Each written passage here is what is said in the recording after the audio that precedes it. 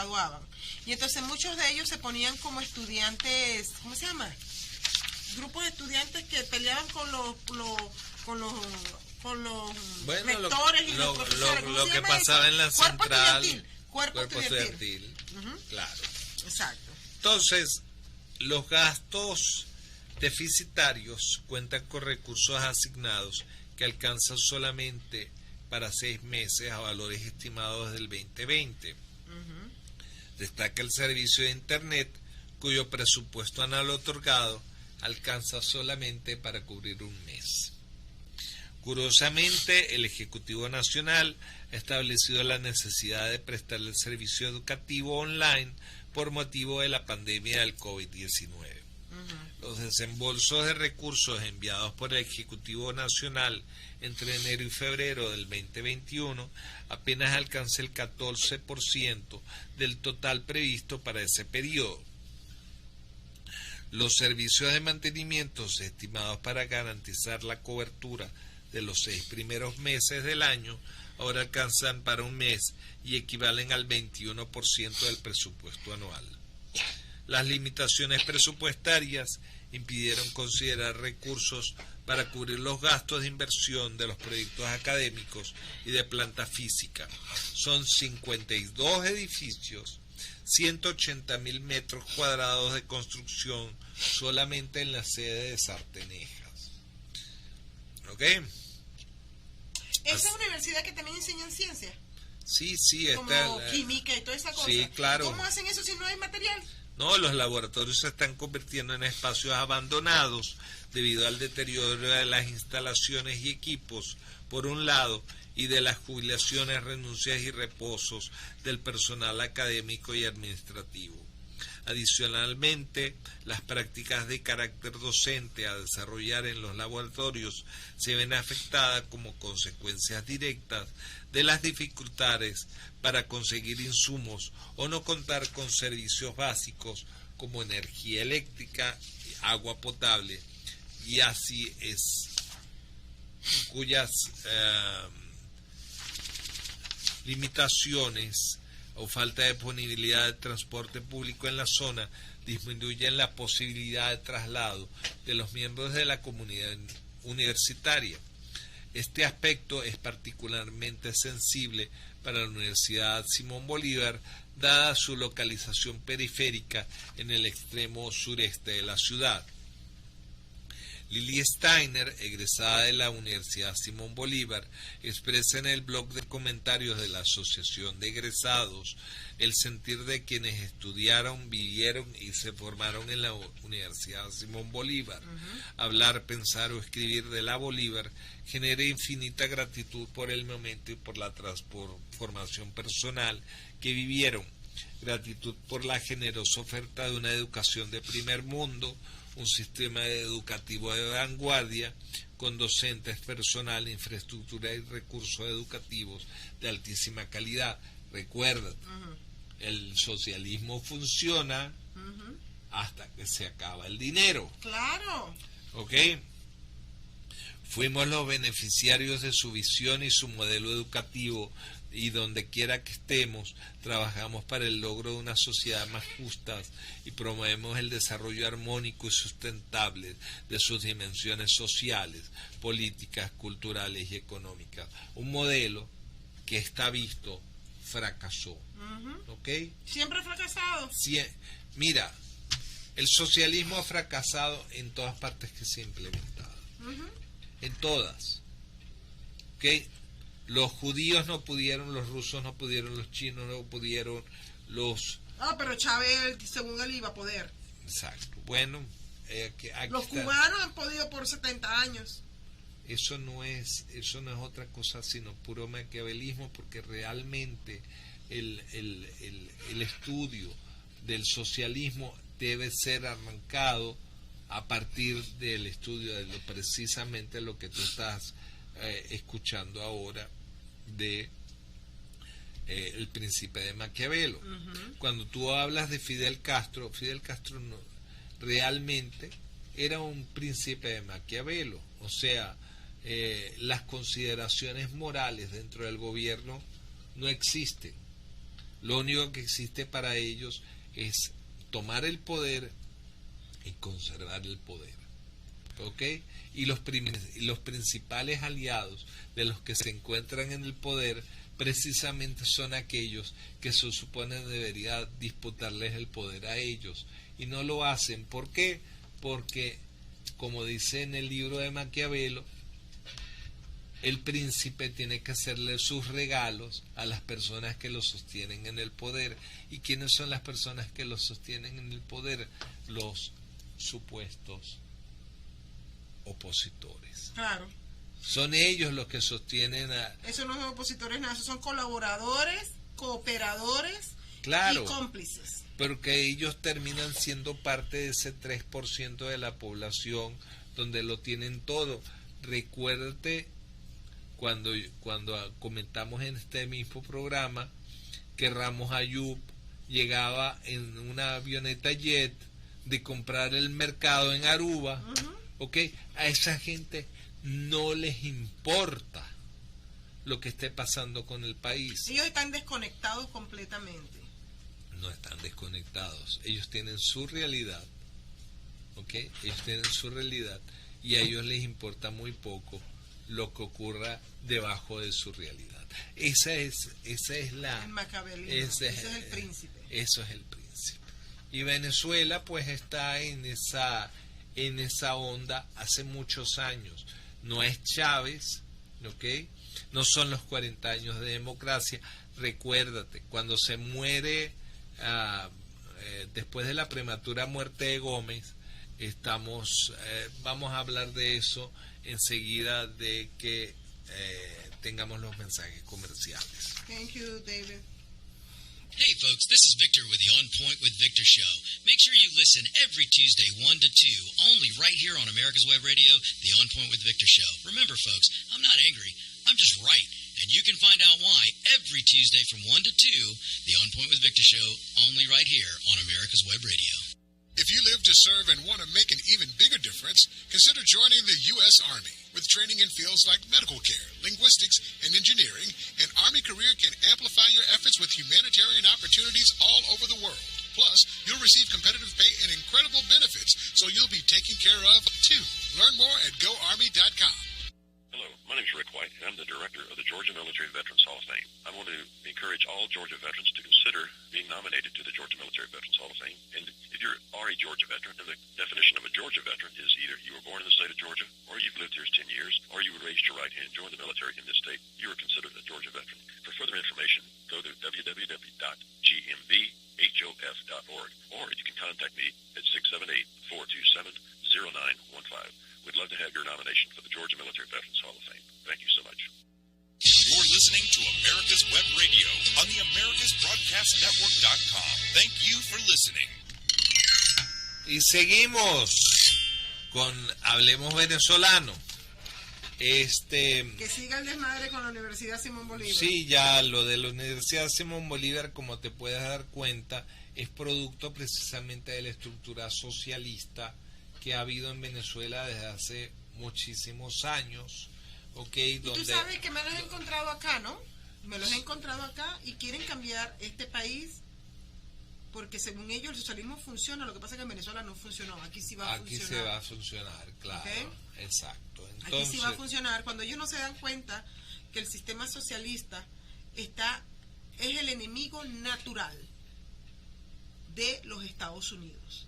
Sí, claro. Porque la Constitución de los Estados Unidos es lo opuesto a lo que es el sistema socialista. Y sin embargo aquí hay mucha carga socialista. Claro, porque la han violado la Constitución muchas veces. Pero bueno, ese es otro tema para otro día. De eso hablaremos de los 56 senadores que violaron la Constitución cuando el impeachment, el segundo impeachment que le hicieron a Trump. A Trump cuando ya no era presidente. Cuando ya no era, violaron la Constitución. Totalmente. Exacto. Pero y entonces, bueno, y también la violación de Pence también, ya lo pagarán en las elecciones.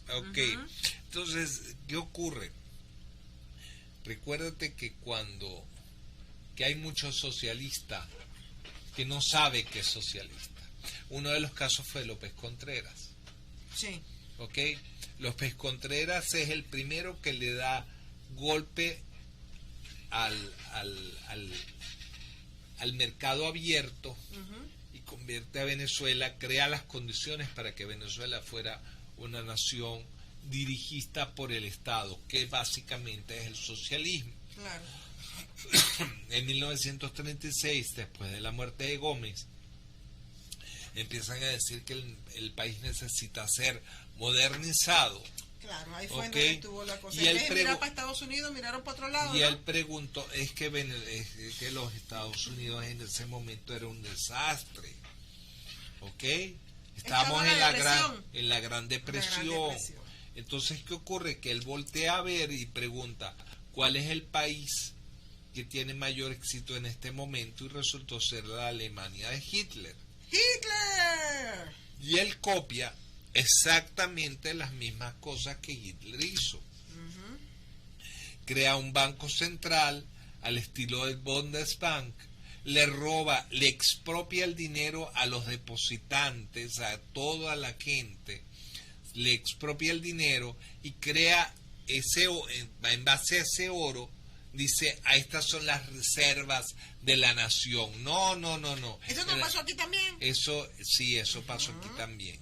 Pero el asunto está en que y fue precisamente el presidente Roosevelt el que ¿Quién lo hizo primero? ¿Venezuela robó primero a su gente o Estados Unidos robó primero a su gente? Fueron más o menos Simultáneo. contemporáneos. Eso quiere decir que esto es un movimiento planetario. Muy planetario. Pero Sí, bueno, señor. vamos al punto fundamental, que es que López Contreras dijo, ok, ¿quién es el que está teniendo más éxito?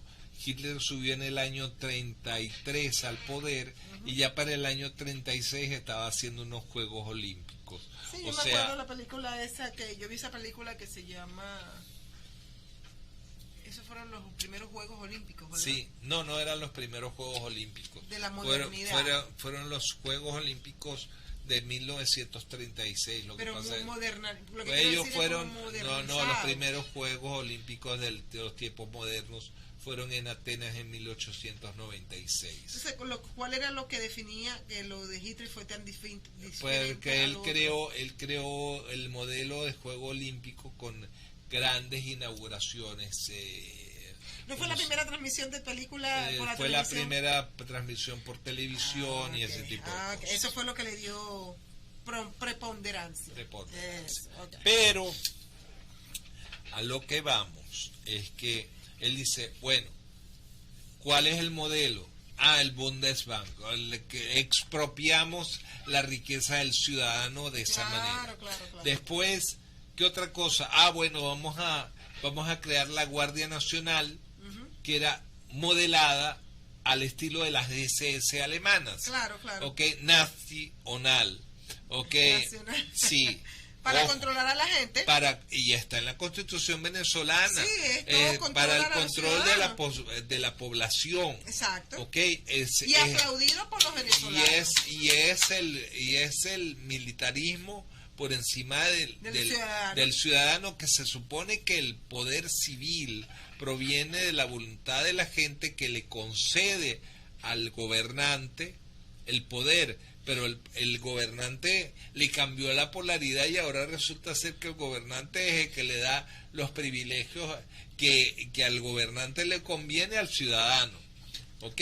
Pero eso viene por parte de una tradición muy larga, porque en Venezuela no existe la Carta de Derechos Individuales. Claro, porque cuando Simón Bolívar aniquiló la primera constitución, la de 1811, que ahí estaba incluido todo eso, Ajá. porque la constitución de Venezuela en 1811 estaba perfeccionada. Era la constitución americana, pero perfeccionada, porque no tuvieron que poner Bill of Rights por un lado, sino que todo estaba insertado, sí, con artículo. Sí. Entonces, eso es lo que pasa. Venezuela se perdió en ese momento. Sí, En ese momento se perdió Venezuela. sí. ¿Okay? Entonces, y vinieron los cubanos comunistas y la terminaron de no, estornillar. ese ya es otro cuento, pero fundamentalmente tienes una Venezuela que pierdes la libertad económica cuando te roban tu riqueza, pierdes la libertad de ser libre cuando te ponen un militarismo encima de ti. Y pierdes tu identidad cuando te dan un número. Exactamente. ¿Ok? Tú sabes que estaban hablando Es básicamente la cédula de identidad venezolana. Es básicamente que el tatuaje que le ponían a los prisioneros judíos en los campos de concentración. Exactamente. Igualito, ni más ni menos. ¿Ok? Así que, señores, si ustedes dicen que todo esto era la gran cosa de Venezuela, permítanme decirle que están bien equivocados. No, hombre, y lo peor de todo es que llegan aquí a Estados Unidos a joder. Y perdona que te lo diga así, pero ya aquí en Florida, aquí en Georgia, yo veo la mano de los venezolanos aquí en las elecciones pasadas. ¿Ok? Los venezolanos políticos que están residiendo aquí en Georgia, que son de Venezuela, políticos que residen aquí, que se reúnen con el señor Kemp, esos son los que trajeron las benditas, malditas máquinas de votación que se llaman software, que se llama dominio, pero que es conocido muy bien como el Smartmatic. Claro, y yo no le pregunté al señor Rappenberger que si las máquinas de votación... Rappenberger es el secretario de Estado. Nosotros nos encontramos en una de nuestras andanzas de campaña y nos encontramos con él pura casualidad, ¿verdad? No era pura casualidad, porque yo fui monitor. No, que fuimos a esa reunión de rock de él cuando él se presenta y tú te levantaste y fuiste porque yo probé las máquinas y le hice una pregunta. ¿Tienen estas máquinas algo que ver con Smartmatic? ¿Y cuál fue la respuesta del niño? No, esa es una compañía de Colorado, pero el muy hijo de su madre ni siquiera preguntó qué es eso Smartmatic. Ahí fue cuando yo me di cuenta que él sabía de lo que estábamos hablando. Él sabía de lo que estábamos hablando. ¿Me entiendes? O sea, es un maquiavelismo. Porque tienen que entender una cosa. Aquí en Georgia comenzaron la lucha de los derechos civiles. Y uno de los derechos civiles es el derecho a votar. Sí. ¿Ok? Hace más de 60 años comenzaron esa lucha. Sí. La lograron. Y ahora resulta que en el 2021, en el 2020, volvieron a esclavizar a las personas otra vez con las cuestiones de votación. Porque ahora es la máquina la que decide quién va a ganar y quién no va a ganar. Exactamente. ¿Okay? Ya no son los votantes, ya no son los que lucharon por eso y ahora estamos en una plantación. Sí. Bueno, nos vamos. Regresamos la semana que viene. Thank you so much, David. See you next week. Bye-bye. Bye-bye. You're listening to America's Web Radio on the AmericasBroadcastNetwork.com. Thank you for listening. Hey folks, this is Victor with the On Point with Victor show. Make sure you listen every Tuesday 1 to 2, only right here on America's Web Radio, the On Point with Victor show. Remember folks, I'm not angry, I'm just right. And you can find out why every Tuesday from 1 to 2, the On Point with Victor show, only right here on America's Web Radio. Want to give your family or loved one the perfect gift? Then go online and check out the TornadoBodyDryer.com. I love mine and the warm heat air massage it gives me after my shower. The Tornado Body Dryer is super. You'll love it, and you'll love having one in your shop.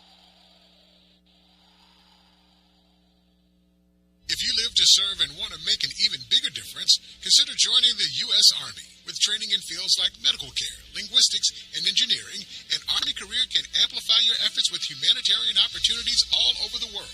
Plus, you'll receive competitive pay and incredible benefits, so you'll be taken care of, too.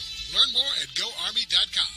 You're listening to America's Web Radio on the AmericasBroadcastNetwork.com. Thank you for listening. And incredible benefits, so you'll be taken care of, too.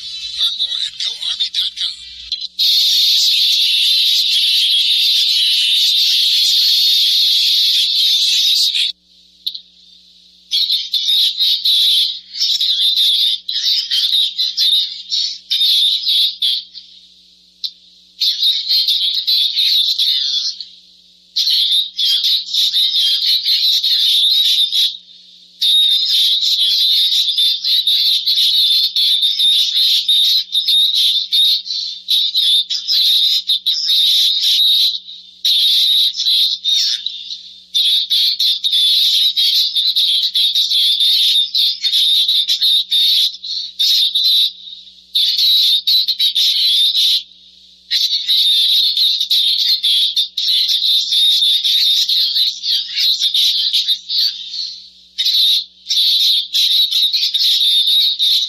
Or 2 p.m.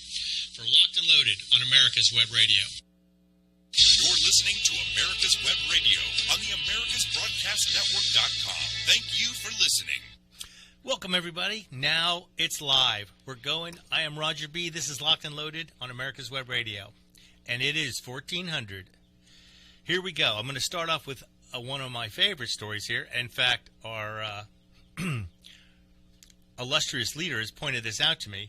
Glock has apparently won a lawsuit where someone had sued them for their guns working properly. I know. You would think, why would you sue somebody for a gun working properly? Well, apparently they're counting this as a win for Glock and a loss for Joe Biden, because Joe Biden begged, he even prayed, said, Lord, help me stop the gun companies, or something along those lines. I have to find the exact quote. But anyway, somebody had sued Glock for not having appropriate safety features on their guns. Now, all the safety features they have on their guns are very clearly defined. Anyone who knows about them, just like with anything else, you have to learn how to use any kind of tool that you're going to use. A circular saw has a safety device. If you bypass it and then cut your arm off, are you going to sue the circular saw company? Probably not, because you did it yourself. Now, if the circular saw would have come apart and throw parts everywhere and hurt somebody, that would be on them. And there's a federal statute that says you may not sue firearms manufacturers for misuse of their products, essentially.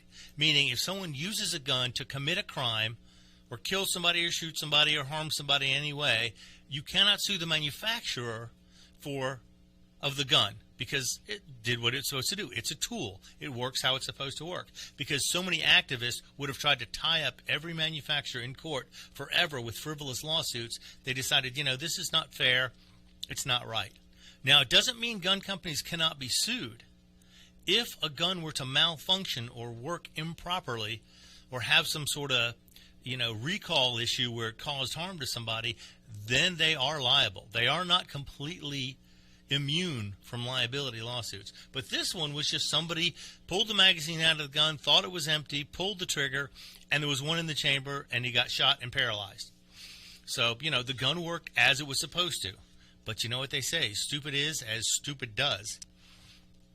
So, and this would be crazy. If for some reason Glock had lost this would have opened up every manufacturer of firearms to a waterfall, a tsunami of lawsuits. Because anytime anybody was shot with any kind of weapon, there would be a group of people who would go after the manufacturer for this. But fortunately, though, there was a judge in Arizona who upheld the liability immunity granted under the Protection of Lawful Commerce Act, which was passed in 2005. And this is what protects gun manufacturers from frivolous lawsuits. And it actually protects other companies from frivolous lawsuits as well. It was particularly designed because gun manufacturers, because of the nature of their product, they tend to be a target more often than not. No pun intended. But could you imagine if all of a sudden every product or everything out there, if it was misused, you could sue the manufacturer for someone misusing it, which means if someone took an axe to a family of people, they could sue the axe manufacturer for making the product, even though it worked exactly as it was supposed to. Or someone ran people down with a car running down a sidewalk, you could sue Ford for that, for providing a product that worked properly. But again, it doesn't prevent you from suing a firearms manufacturer if there's a true liability issue. If it has a design flaw or defect in it, or something that they can prove they knew about that was unsafe. But here it was just a matter of somebody being stupid, shot himself because he didn't understand how the weapon worked. I don't even know how he ended up with it. Apparently he found it in a car and ended up shooting himself. Or shooting somebody. Yeah, it's like dumb. But you know what? To me, that's just a little bit of chlorine in the gene pool there. Let's get this guy out of the way so the regular people can hang around and still live their lives. Who are you going to sue for a ghost gun? Ooh, that's a good one. Yeah, actually almost any manufacturer, you could probably try suing the people if it's a manufactured part, because most of the ghost guns come 80% complete. And whoever buys them will finish out the last 20% and put it together. So they could try suing the manufacturer of the 80% parts. Or if you just build one from scratch, then, it's on whoever built it, I suppose, if it has manufacturing flaws in it. But if it works properly, it's protected under, the Lawful Commerce in Arms Act. So it's protected.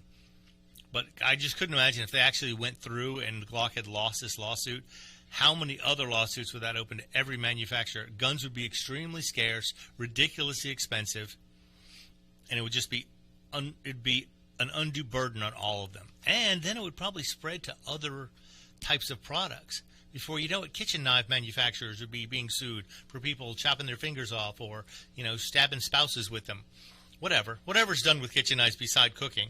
If someone misused it, they could sue the manufacturer, which is ridiculous. But fortunately, this was a win for Glock, for the firearms industry, for the American people in general. So we will still have firearms manufacturers for years to come, hopefully. Although I don't think Biden is going to rest easy on this. He's not going to take this lightly, if he even knows what's going on. Or whoever controls him is not going to take this lightly and give him something to say about it. And last month he stood there and said, firearms industry is the only industry in America that cannot be sued. And he called for divine intervention. Yeah, I'm sure he doesn't pray very often. But in any case, they won the lawsuit. Firearms manufacturers are safe for now. So this is something that's very interesting, because if they had gone around this or tried to make the Firearms or the Commerce Act not valid, then it would have opened it up to all kinds of ridiculous things. Do you remember the chainsaw murders? Are they going to take chainsaws? Steel's going to be out of business? Steel, Home Light, Husqvarna, all being sued for their chainsaws. Yep. It would just be ridiculous. I mean, you wouldn't be able to manufacturing in this country would be gone. Nobody would be able to manufacture anything in this country, and other companies trying to sell things here would probably not sell to the United States if they felt like there was a liability risk for being sued unnecessarily and having to defend themselves time and time again. I mean, we're litigious enough of a society. We don't need to add more on top of that. If a product works as intended, and all its safety features and manufacturing ways work properly, and the tool works the way it's supposed to work, they can't help you. They say they can't make anything foolproof because fools are so ingenious. They'll find a way around safety things. And you can tell this if you look at some of the warning labels on some things. The funniest one I saw is the baby stroller. Do not fold up with baby inside. I mean, if you have to be told that, you got to be too stupid to even have children. That's ridiculous. And sometimes they just throw stuff in there to see if you're paying attention, like the one on a DVD player that said, not to be used as a projectile in a catapult. I don't know if that was actually tried or not, but it's funny that they put it in there. But so far, guns are safe for now. As long as the gun manufacturers make good products, safe products, and products that work as designed, then we should be okay. I was just contemplating suing a beer company because I've cut my finger trying to open a beer bottle on time. Yeah, or even a can. If you just try to push the little tab down in it before you could cut your finger. Yeah. So yeah, that could be, they should have a breathalyzer on every can of beer, every bottle of wine, every bottle of booze to make sure you can have enough safety features so you won't, hurt yourself or others. But that would be ridiculously expensive, and people, I get that all the time. I say, alcohol, what if you make alcohol illegal? I mean, because it doesn't serve any purpose other than to blur your judgment, ruin your fine motor skills. And people say, millions of people use alcohol every day without hurting anybody. Millions of people use guns every day without hurting anybody. Legally owned, law-abiding citizens use guns to defend themselves or just to have in their possession, to practice, to participate in shooting sports, and don't hurt anybody. So the same applies to guns as it does to alcohol. Use responsibly. Be a law-abiding citizen. Don't be a criminal. So we'll see if that actually holds up. I'm sure Biden's not done trying to do something to get more gun control, because he is on it. In fact, they released something today, which I'll get to in a few minutes. He has his White House list of things he wants to have done by the Justice Department. But now let's go to Florida. Here's some good news. Ron DeSantis signs a bill banning local governments from implementing their own gun control laws.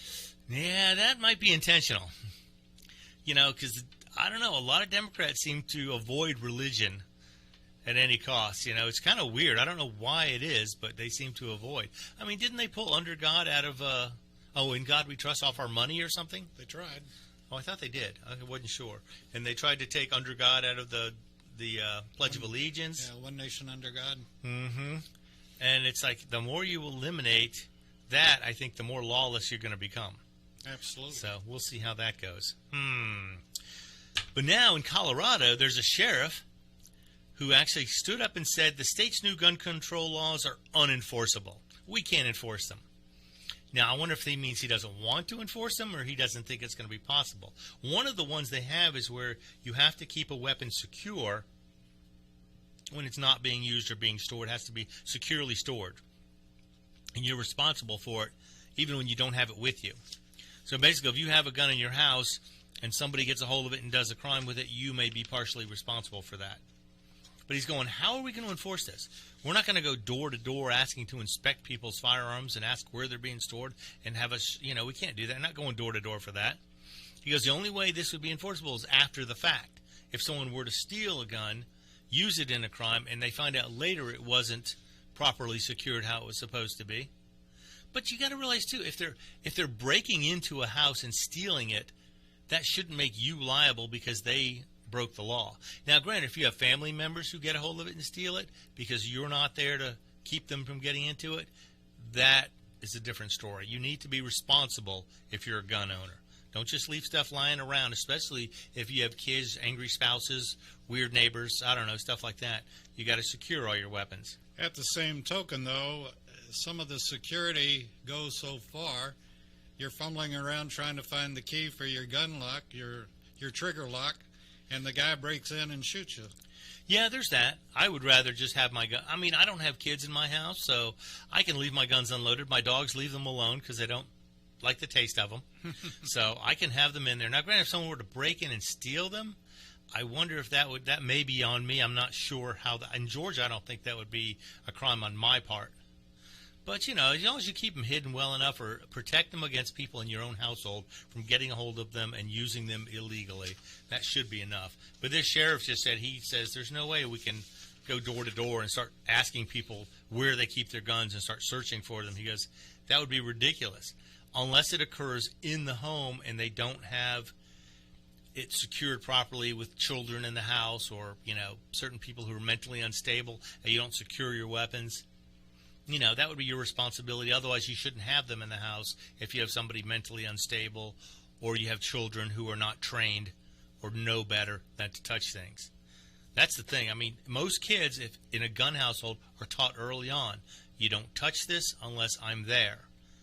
I tell people who come, if they have kids, I say, if you want to see anything, ask me. I'll show you anything I got. I just want to be there when you look at it. That's all. And I try and clean stuff up if people are coming over with kids, and I let them know my house is not kid-friendly, so they need to be extra careful. But it's good that the sheriff is taking this position, though, going, we're not going door to door. We're not going to search people's homes. That's not within our responsibility, nor is it even legal within the law. Yeah, without a search warrant. Right. Imagine having to, get search warrants for every single house they think a gun may be unsecured. That'd be the only thing they would do, day in and day out, every day, all during the year. They'd have no time for anything else. Maybe that's part of Biden's plan to offer more jobs for the gun patrol. Yeah, right. Yeah, I'm sure that's going to go over well. Second Amendment clearly states shall not be infringed. But apparently either he doesn't speak English, he doesn't know the Second Amendment, or he knows it and just doesn't care and wants to implement his own agenda. But of course, with bumbling Biden, it's hard to tell what he's doing because he doesn't speak very clearly. He doesn't make his thoughts, he doesn't express his thoughts very clearly and straightforward. It looks like he's got a mouthful of marbles and he's trying to read something in a foreign language that he doesn't know the language. But we'll see how he goes the rest of the year. See if he makes it at least 1 year. Now we go to New York, where a senator in New York blames the gun industry for the Times Square shooting. Here we go again. Shootings are up 83% in New York City compared to last year. I wonder why. Well, with a lack of police officers, lack of visibility of police officers, with a lack of enforcement of the law, that's what's going to happen. Laws get broken. And you get people, you arrest them, they are arrested for a crime, and then they just let them back out. They got the revolving door on the jail cell. It just lets them right back out. They were doing this with the quote-unquote peaceful protesters when they were burning stuff to the ground, lighting things on fire, overturning cars, harassing people, blocking streets. They'd arrest them, put them in jail, and they'd be out within hours. And it backfired on them one time. Because apparently in New York City, somewhere in front of the Trump Tower, I believe it is, they have a large lettering that says Black Lives Matter. And there was a black woman and several of her friends that went out there and tried to pour paint over it to cover it all up. Because they said it was complete garbage. The whole BLM, burn, loot, murder crowd was not representing them. And they arrested her, and then they let her out within an hour, and she was back to doing it again. I think she got arrested 3 or 4 times and kept going back and doing it again until the day was over. So it was funny because they show her carrying a bucket of paint, and she has gloves on up to her elbows, and she's scooping paint out, just throwing it all over this mural and smearing it all over the street on her hands and knees. And the cops are standing there telling her to stop. You know, and she's yelling, support the police, support the police. And they're sitting there supposedly trying to arrest her, and you can see their enthusiasm level is very low when it comes to getting her to stop.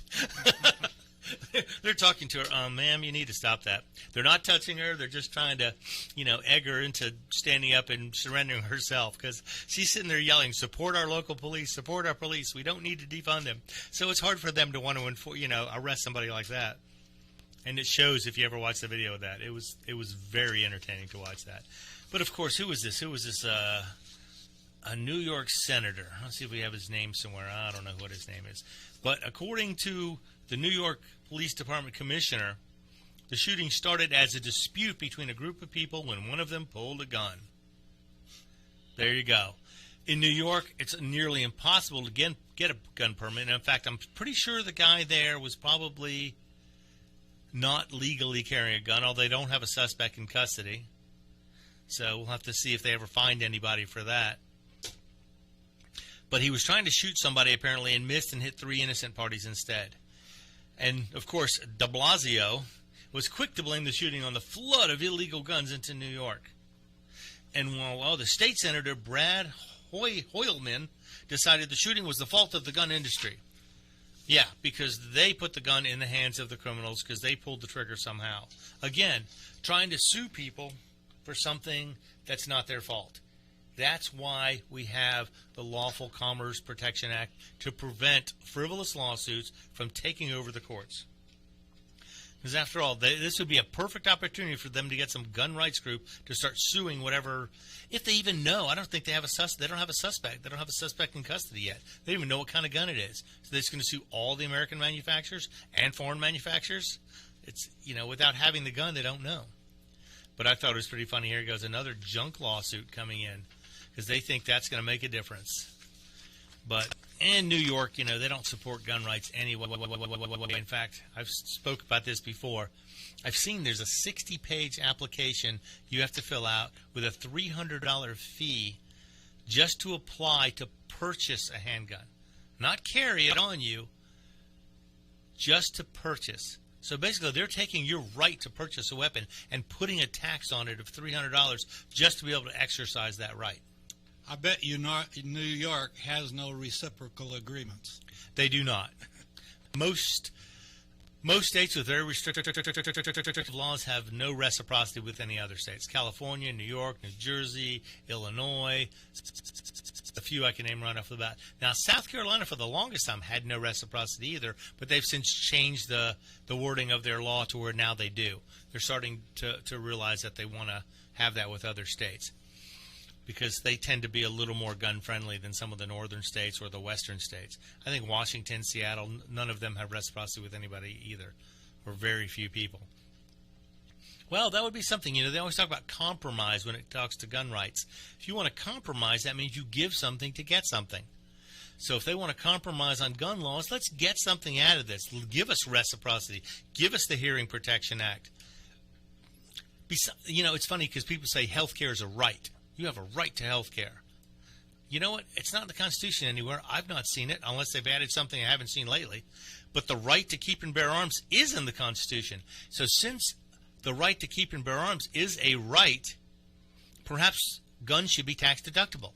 That would be amazing. Yeah, just deduct your gun off your taxes because you have the right to own them. Just like you deduct health care off your income. Well, at least you're supposed to be able to. But imagine being able to deduct guns. Oh, my God, that would be awesome. I would love that. Oh, I have a huge tax deduction this year. If I had any guns still, then I would definitely take advantage of that. Okay, now let's talk about a few guns here and there. There's some new stuff out that I was really excited about. This is one by Taurus, the Raging Hunter. Now, it's not a new model. The Raging Hunter's been out before. It's in a 44 Magnum, 357, and I believe a 454 Casull. And now they bumped it up. They have the Raging Hunter available in a 460 Smith & Wesson Magnum. And this is an outstanding cartridge. It is amazingly powerful. This is probably one of the most powerful pistol cartridges in the world, right up there with the 500 Smith & Wesson Magnum. But the great thing about the 460 Smith & Wesson is that its bullet diameter is the same as the 454 Casull, is the same as the 45 Long Colt, the 45 ACP. So you can shoot almost any 45 caliber bullet in this weapon. And the 460 is a hammer. It'll take down anything in North America easily. So this is available now. I think I've seen one of them out in the wild, so to speak. But this is something that'll have a power option that's been unseen before, except in Smith & Wesson. I think they were the only ones offering a 460 S&W and anything. Now Taurus is offering a chambering in the 460 Smith & Wesson. And the 460 Smith & Wesson. As you might guess, the Taurus version is probably it's about 30%, 33% cheaper than the least expensive Smith & Wesson version. I think, let's see, MSRP, $968 in black, and a two-tone, $983. So, now the materials, the frame is alloy steel or stainless. The barrel is stainless. It has a transfer bar safety. It's single action or double action with a 5-round capacity. And barrel lengths come in either 5 1/8, 6 3/4, or 8 3/8. So I guess the 8 3/8 would be the longer barrel for more hunting purposes. Unless you just want a bear gun, then you get the 6 3/4 or 5 1/8 just to be able to carry it on your chest or on your hip a little more easily. I wonder what kind of kick that sucker has. Ooh, it's probably hefty. Because I've got a 454 Casull. I've shot it, and it's hefty. All right, we'll be back right after these messages. I am Roger B. This is Locked and Loaded, and you're listening to America's Web Radio. Quick Stakes, that's Q-U-I-K Stakes, are not just for surveyors. They are great for family and community gardens. Go online to www.quickstake.com or contact your local land surveying supply dealer and get you a box of Quick Stakes. You'll love them every year when you plant your garden. Again, that's Quick Stakes, Q-U-I-K Stakes, the truly preferred way to stake and identify what's in your garden now. If you live to serve and want to make an even bigger difference, consider joining the U.S. Army. With training in fields like medical care, linguistics, and engineering, an Army career can amplify your efforts with humanitarian opportunities all over the world. Plus, you'll receive competitive pay and incredible benefits, so you'll be taken care of, too. Learn more at GoArmy.com. Whether cruising the Strip in a 57 Chevy or taking the family on a vacation in a 71 Oldsmobile Vista Cruiser, you need to tune in to Classic Cars with Steve Ronaldo and Jim Weber every Saturday from 8 to 9 a.m. on americaswebradio.com.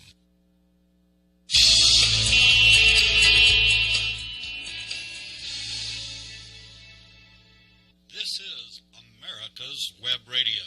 Would you like to have a show, talk about your business, or express your opinion on America's Web Radio? Just email gm@americaswebradio.com and we'll get back to you.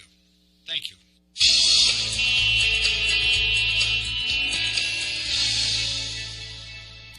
And we're back. I'm Roger B. This is Locked and Loaded, and you're listening to America's Web Radio. Right before we left for the break, we were talking about the Taurus Raging Hunter in the new 460 Smith & Wesson Magnum. This is a beast of a cartridge. If you have any inclination to want to know what it's like, you can look it up and look at the ballistics on this thing. It's probably one of the most powerful handgun cartridges, standard production, that's available right now, excepting handguns that fire rifle cartridges. Obviously, you have a .308 pistol. That's going to be a lot more powerful, but probably not in as compact a package. And right during the break, Legend Dave was asking, he goes, that must have a little bit of kick to it. I said, oh, yeah, it probably does, with the amount of foot-pounds of energy it puts out. But they've thought this through. They have these ergonomic grips that have the cushioning built into them. Finger grooves and cushioning. There's a big cushion strip in the back of a different kind of rubber than the rest of the grips are made of. Also, they have porting in the barrel to help eliminate, by porting the gases upwards and forward, it kind of removes some of the flip up from it. But it's also a heavy gun. In the shortest barrel length, it weighs 3.6 pounds unloaded. So, and then in the heaviest one, it's 4.1 pounds in the 8 3/8 inch barrel. So it's a handful of gun. Sounds to me like you're carrying your own cruise missile launcher. Oh yeah, it's like having guns on a battleship. I mean, that 460 is an amazing cartridge. It's outstanding. In fact, I wish somebody would come up with a rifle version of the 460. I was looking at one point to see if I could get a lever action 460 to go with my 460 revolver, which I think would be fantastic. But I don't know if the lever action weapons have enough strength in the action to handle the 460 cartridge. That'd be the only thing, without getting into some odd custom weapon, which, you know, you get into thousands of dollars in instead of a half that for a standard production weapon. But it also has a rail on the top, so you can put optics on it right out of the box, which in a gun like this, optics might be good for either a red dot or a scope or something like that. It's got a full-length Picatinny rail along the barrel shroud, and that makes optics installation very easy. But it also has open sights that are fully adjustable for elevation and windage on the rear.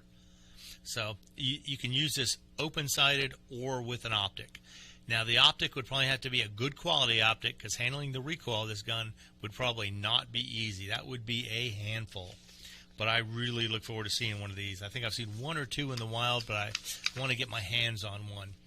Didn't actually fondle it yet, but I want to get one. Like I say, the versatility is amazing. 45 long Colt, 454 Casull, and 460 Smith & Wesson all in one chambering. The only thing they could do better than this is make a Raging Judge Plus or something, which takes the 410 shotguns and the 460 and the 454 and the 45 long Colt. Then you could, anything 45 caliber or 410 would go through this thing. That would be outstanding. But we'll see. It's just coming out now, and you should start seeing them in gun stores pretty quickly. Now, here's something that was actually out last month, but some of you may have already known this. But first of all, Colt was purchased by the company CZ, the Czechoslovakian company. And they announced also that they're going to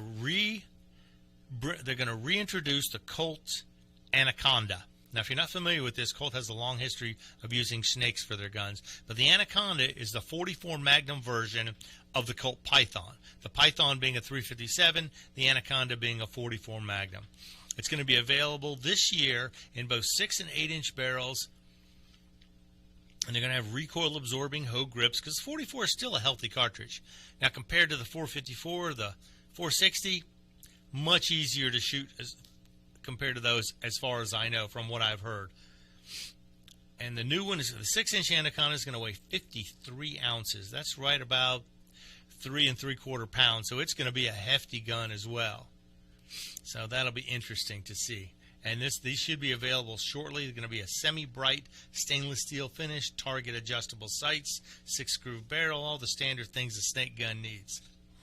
So I look forward to seeing these. This is one that was only out for a very short time when it was first introduced. I want to say it was back in the 90s. Yeah, 1994. I think they had the first introduced in 1990, and they ran until 2003. So they only ran for 13 years with the Anaconda. Now, the Python, of course, had been out a lot longer than that, I believe since the 60s. But both of them have been reintroduced, and the Python has been extremely popular. And I have a feeling that the 44 Magnum and the Anaconda is going to be equally as popular. And it retails at $14.95, so it's not a cheap gun. $1,500 for a 44 Magnum. You can get the Taurus for about 33% less than that in the 460 Smith & Wesson, which I'm still really excited about. That's so much fun. Okay, here we go. Let's get back. Now that everyone's all excited about buying a new gun, let's get into what the White House is going to try and do on their initial orders on gun control. They released a statement. When did this come out? Let's see, April 7th. This is last month also.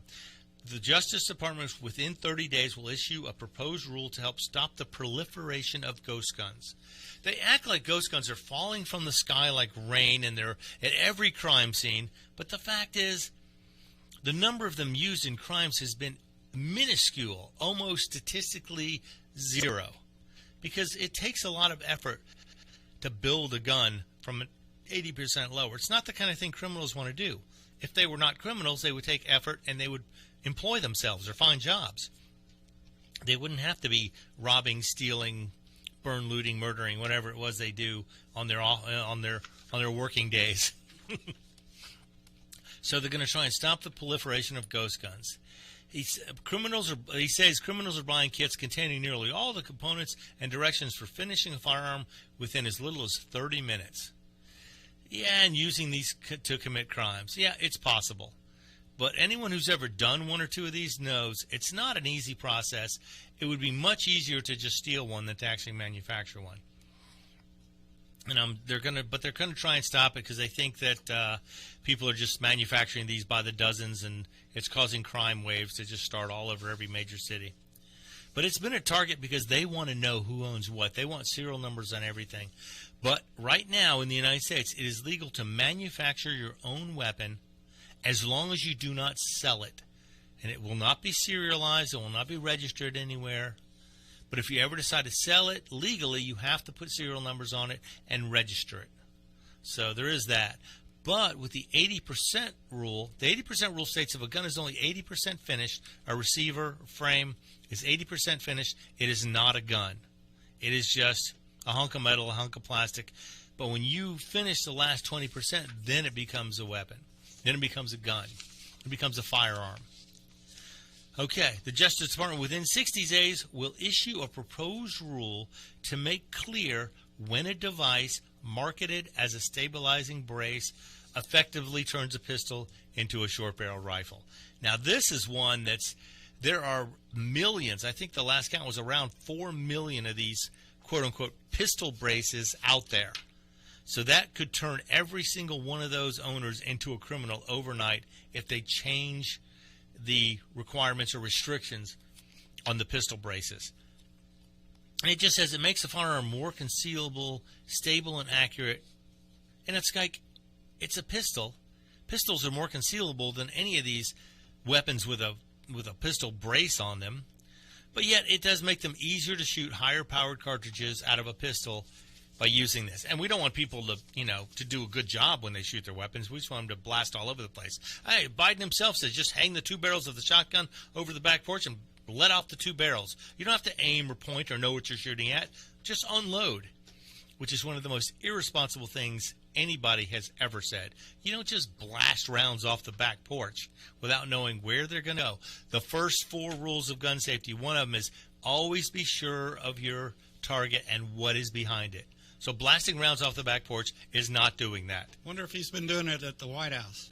Oh, I know his dog's been biting people at the White House. Oh. He doesn't need a gun there. The dog takes care of everybody, apparently. Besides, even if he had a gun, I don't think he'd remember where he put it. But the ATF's been hinting at doing this since before Biden was sworn in. They were announcing the withdrawing proposed guidance on pistol stabilizing braces. That would turn millions of legally owned AR-15 style pistols into short barrel rifles. And a short barrel rifle must be registered as a short barrel rifle with the ATF, which requires getting a stamp, which is literally a stamp, a tax stamp. Now, when they first proposed this, they said anybody who had one would get a pass on the fee. You wouldn't have to pay the $200 to get the stamp. And they would just give you the stamp, but you had to register the weapon. And there's millions of these things out there. Like I say, the last count was somewhere between 4 and 5 million. And within the next thing is the Justice Department within 60 days will publish model red flag law legislations for states. This is going to limit, because right now each state has their own version of red flag laws. They're going to try and put some, consistency into these people. The government's trying to put red flag laws into place. So they're going to say, okay, red Red flag laws allow family members or law enforcement to petition for a court order temporarily barring people in crisis from accessing firearms. So basically, they're going to assume you're guilty until you prove yourself innocent. This is entirely backwards from what our legal system says is supposed to be the right thing to do. Now, I don't know how many of you have families. I guess everybody has some family. You had to come from somewhere. You weren't hatched in an egg in a chicken house. So you have family, and sometimes you disagree with family. It happens. But now that family can go and say, oh, he's crazy. You need to take his guns away. Even if there's no legitimate reason for them to do that, they can. Now, law enforcement, I have a little more faith in law enforcement not pushing red flag laws unless they see a realistic threat there. But families, there was one gentleman killed because of a red flag law because his sister said he was loud, outspoken, and expressing his conservative opinions. But she didn't think he should have been able to do that, so she called in the red flag law people. They went to collect his guns. He said no. He had a gun when he answered the door because they went to his house at 3 a.m. in the morning. Who doesn't have a gun in their hand when you're answering the door at 3 in the morning? But anyway, they talked to him. He realized they were police officers. He put the gun down. Then they told him they were going to have to take all his guns, and he picked his gun back up.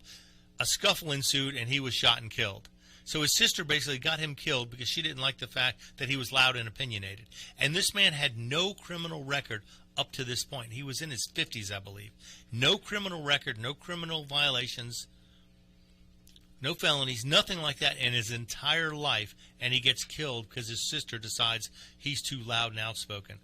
So it's going to be interesting to see what they include in the federal guidelines for red flag laws to see what happens. I mean, I understand you don't want somebody mentally deficient having a gun. You don't want somebody who's quick to anger or has a reputation for hurting or shooting people to have a gun. Most of those are covered by current laws. But, of course, they want to add it in so they can basically take guns from anybody without going through due process. I mean, without any proof whatsoever other than, well, you know, he's kind of loud. I don't like the way he talks to people. Oh, he has lots of guns. He must be a nutcase. Yeah, well, we'll see what happens there. But they're also going to have, let's see. They're going to make 26 different programs to direct vital support to community violence intervention programs. Yeah, that's just a way of burning money. They just want to spend more money. So we'll have to see. But the pistol brace thing is going to be huge if they pass that because, like I say, that will literally make millions of Americans criminals overnight. And I don't know about the ghost gun thing because I think if they look at the actual numbers on ghost guns, it's so ridiculously small that they're not really going to eliminate any substantial amount of crime by doing anything of this because most criminals are lazy. They don't want to go through the manufacturing process. They don't want to sit there and make all the guns. They don't want to buy all the parts separately. It's much easier for them to steal them. You know, if they can steal them, then they get them all done. Or they buy them. They have straw purchasers buy them for them so they don't have to put them together. Because it is a process putting these ghost guns together. Any of you have done this, you know what it takes.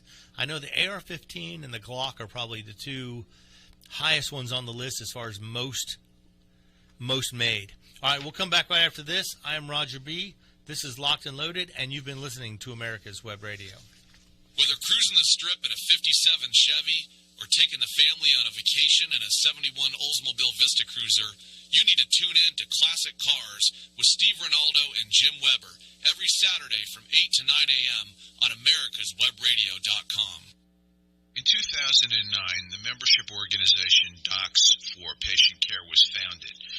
People all around the country wanted to participate in the efforts of this group, and they wanted to join, but they were unable to do so unless they were physicians. It's for this reason that the Docs for Patient Care Foundation was created. Now, everyone can join the fight and become a member of an organization created by doctors for patients, dedicated to fighting for your healthcare freedom and preserving the doctor-patient relationship. While you're at your computer, please go to www.docs4patientcarefoundation.org. That's www.docs4patientcarefoundation.org and make a tax-deductible donation and join the fight along with us. Thank you. Hi, this Rocky Blair, former four-time Super Bowl champion with the Pittsburgh Steelers and Vietnam veteran. As a board member, I'd like to talk to you about Warriors to Citizen, a nonprofit organization that helps American heroes, soldiers, police, fire, EMT, and their families recover from the psychological harm caused by career-induced stress. Over the last 20 years, broken relationships have been a major causal factor for the highest documented divorce rate and resulting suicides in this population. This program, From Warriors to Citizen, is delivered free to families by professionals, all whom served in uniform and understand the needs to be addressed. I ask for your support, so please go to our website, warriorstocitizen.org, and find out how you can help, either by making a donation or sharing this information with an American hero that you may know. And thank you. You're listening to America's Web Radio on the AmericasBroadcastNetwork.com. Thank you for listening. Hi, I'm Roger B. We're back with Locked and Loaded. Just before we left for the break, we were talking about the Justice Department rules. And now, since then, this is 5/10. This was yesterday. Biden Justice Department issues 115 pages of proposed new firearm definitions. This goes back to the quote-unquote ghost guns or homemade guns. They want to change the definition of what a firearm is. They want to change the definition from, instead of having one serialized piece that is considered the gun or the weapon and everything else is just parts, they want to change guns like the AR-15. They want to make it a serialized upper and lower in order to have it be a gun. So there's two parts that both have to be registered, which would eliminate buying a lower completely assembled and then just having the upper shipped to your house or wherever you want to have it shipped and putting it together.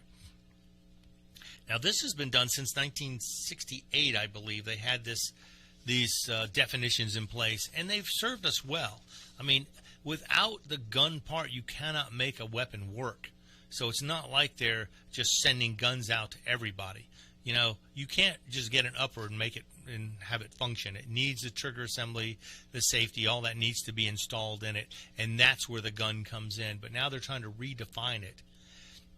AR-15, the SIG P320, and this will require all the pistol slides and assemblies to be a serialized firearm, which means no more swapping slides out unless you're changing the gun, you know, the way the gun is. You'd have to get you'd have to go through an FFL to buy uppers for your AR-15, to buy slides for your Glock or your SIG or whatever else you're buying uppers for. And they have to be processed, transferred through a licensed firearm dealer on the 4473 form. So we'll see if this comes through. Now, this is the ATF, so there is I guess an opinion. You get to leave an opinion or leave feedback on the proposed changes in the rules. And there's 90 days in which they will accept public comments and public feedback on these rules. So if you have any ideas that you want to stop them from doing this ridiculous garbage, by all means, go to the ATF website during the 90-day comment period, leave a comment telling them this is ridiculous and they shouldn't have the right to do this at all, much less in violation of Second Amendment rights, which, you know, the Second Amendment, I understand, it says shall not be infringed. However, in order to keep crazy people, minors, criminals from having guns, you have to have some sort of a way to keep the wrong people from getting their hands on guns, which is one reason why in a state with permits, they usually pass over the idea of running a background check on you if you already have a permit, because your background check's already been run. It's already been done. You're finished, which is great. Because that way you have a permit, you can purchase a weapon, you don't have to wait for a called-in background check by the FBI. Local and state officials have already done it, and you've been checked out, you're clear. So you have, once they publish this rule in the Federal Register, the public will have 90 days to submit comments. Any person who desires to do that can do it, or if you have an opportunity to comment orally at a public hearing, you have to submit a request for that.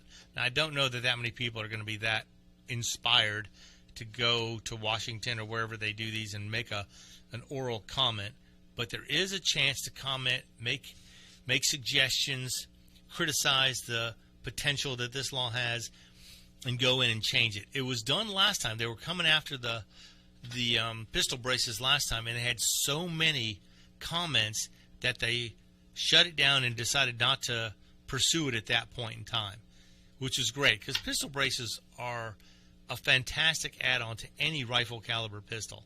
They make it so much easier to use, and I don't believe there have been that many cases of them being used in criminal activities. I mean, it could be. It makes, the difference between a 10-inch barrel and a 16-inch barrel is not very much. Yeah, it's a little more concealable, but not enough to where it's going to make that big difference in how deadly it is or how dangerous it is or who carries it. It's still a rifle caliber pistol is still based on a rifle frame. And as far as them changing the way you register uppers and slides and things like that, that could get really messy. I wonder if they were going to come after people who build their own. Again, this is to eliminate the ghost guns or the homemade guns, which right now are legal to manufacture in your own home, basement, garage, wherever you want to do it. You may manufacture a weapon at home, and that is perfectly legal. As long as you are not a felon, you are not a criminal, you have nothing that would restrict you from owning a gun, you can manufacture your own gun. If you do, you cannot sell it or transfer it to anybody else unless you register it and put serial numbers on it. So consider that. If you're going to build a ghost gun, know that when you build it, it will be yours forever, unless you want to go through the registration process and hand it down to somebody, or give it to somebody else, or even eventually sell it. You could sell it eventually. If not, if you don't do that, then you are considered in violation trying to be a gun dealer without having the proper licensing. So that's something that has to be looked at as well. So be aware of that if you're going to try and build a ghost gun or an 80% gun. All right, now we're going to get into a story that was last month again, but this is a police officer shoots and kills a gunman and stops an attempted mass shooting. Now this is interesting because, so many people are against the police, and I just see, this happens all the time though. Police officers stop crimes from becoming worse or from happening at all. This happens every day of the year. Gun owners are the same way. They help prevent crime. They're out there. They're on the front lines. They are the people who have guns with them most of the time, and they can be reactive if anything happens. They can be the ones. You need to be the first line of defense for your family, for your property, for yourself. Because you can't expect the police to be everywhere all the time, especially when they're cutting back and they're making it more difficult for cops to make the decision to be there. They're going, you know what? That's a domestic dispute. I'm going to take my time getting there. I don't want to rush into something like that. Maybe it'll resolve itself before I get there if I take a while. And a lot of police officers doing this, they were not responding to certain calls in as timely a fashion as they could because of the way they were being treated afterwards. They go there, they get into some sort of scuffle, there's shots fired, somebody ends up getting killed because they fought with a police officer, and they blame the police officer. So they were avoiding getting into situations like this. This is something that's only going to get worse, too, especially when more and more cops start retiring, and they have to hire people to fill these spots. If there's a shortage, they're going to try and hire quickly, and they may not have as secure a background check on these guys as they need to. They may not be able to psychologically evaluate these new officers as well as they need to. They're going to rush to get more people to fill the boots and get in the field, get on the ground, and they may be willing to overlook some issues. And I think that's the worst possible thing you can do. You want the very best people in these positions. You don't want people who have any kind of discrepancy in their background where they may not do the job as they're supposed to, where they may make mistakes, where they may shoot innocent people, or people who have too much of a temper should not be allowed to be police officers, because they have to be very temperate, they have to be even-keeled, level-headed, they have to be compassionate, and they have to be willing to commit violent acts to protect people. So it's a weird mix, but that's what we need in police officers. You need people willing to run into the danger to defend innocent people. They have to have a warrior mindset, basically. They have to fight for the people who can't fight for themselves. They have to protect those that are too weak of mind and body in order to do their jobs. And when politicians hogtie them and tell them they can't do it, or they're doing it wrong, or you can't draw your weapon unless you call in for approval first, you're basically you're eliminating the effectiveness of police officers everywhere. Fortunately, in this particular case, the officer was able to get the drop on the bad guy outside San Antonio International Airport, leaving the gunman dead and eliminating any threat to the rest of the public. So because he was there, he eliminated it. Let's see if we can get some details on this. But yeah, and the fact that they're trying to eliminate police officers just makes it that much more difficult. There was a driver in the middle of the road. The driver opened fire with a .45 caliber handgun. It was the start of an active shooter incident. The assailant fired a number of times at the officer and the terminal behind him. The officer returned fire, striking the subject, who was taken to the hospital and later pronounced dead. The police chief noted there were indications that the gunman struggled with mental illness. Now, I would like to know where he got this gun from, if he had purchased it, did he find it, did he steal it, did he have it before he was having trouble being mentally stable? I don't know. But the police officer was basically, this is the definition of a thin blue line. He was the thin blue line between this possibly mentally ill gunman and the public. He was the one who stood between the danger and the public. He was the one who pulled his weapon. He stopped him by shooting him right there on site. Had he not been there, how far would this guy have gone? Would he started walking into the terminal, randomly shooting people? Would there have been another mass shooting incident in our hands? Would it be something the news would have been covering nonstop for days on end, saying, oh, we need better gun control? Because we have good cops, this didn't become an issue.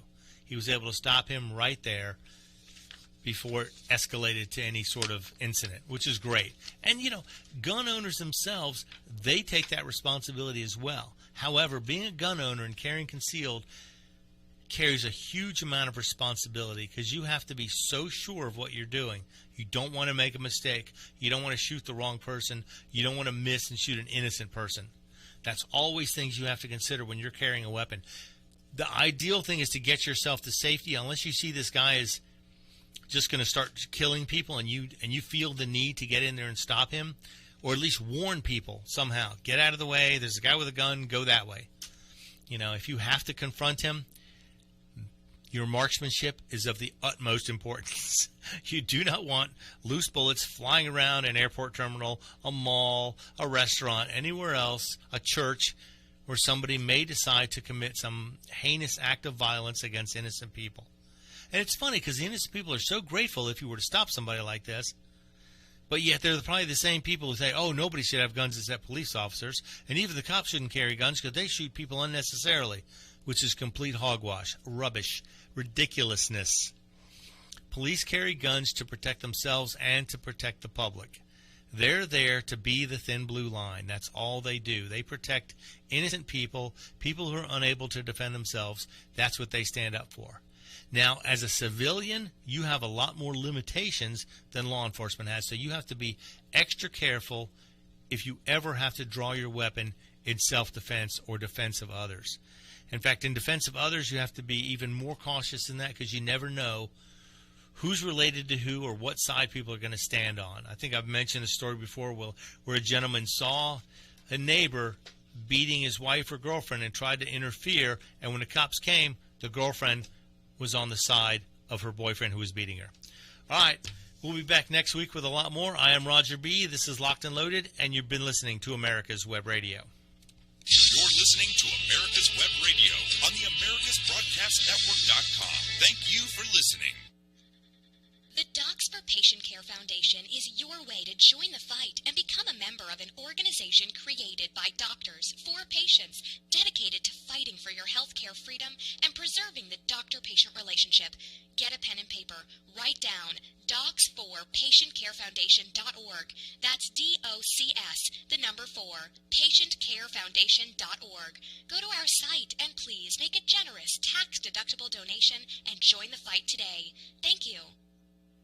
Hi, this is Rocky Blair, former 4-time Super Bowl champion with the Pittsburgh Steelers and Vietnam veteran. As a board member, I'd like to talk to you about Warriors to Citizen, a nonprofit organization that helps American heroes, soldiers, police, fire, EMT, and their families recover from the psychological harm caused by career-induced stress. Over the last 20 years, broken relationships have been a major causal factor for the highest documented divorce rate and resulting suicides in this population. This program, From Warriors to Citizen, is delivered free to families by professionals, all whom served in uniform and understand the needs to be addressed. I ask for your support, so please go to our website, warriorstocitizen.org, and find out how you can help, either by making a donation.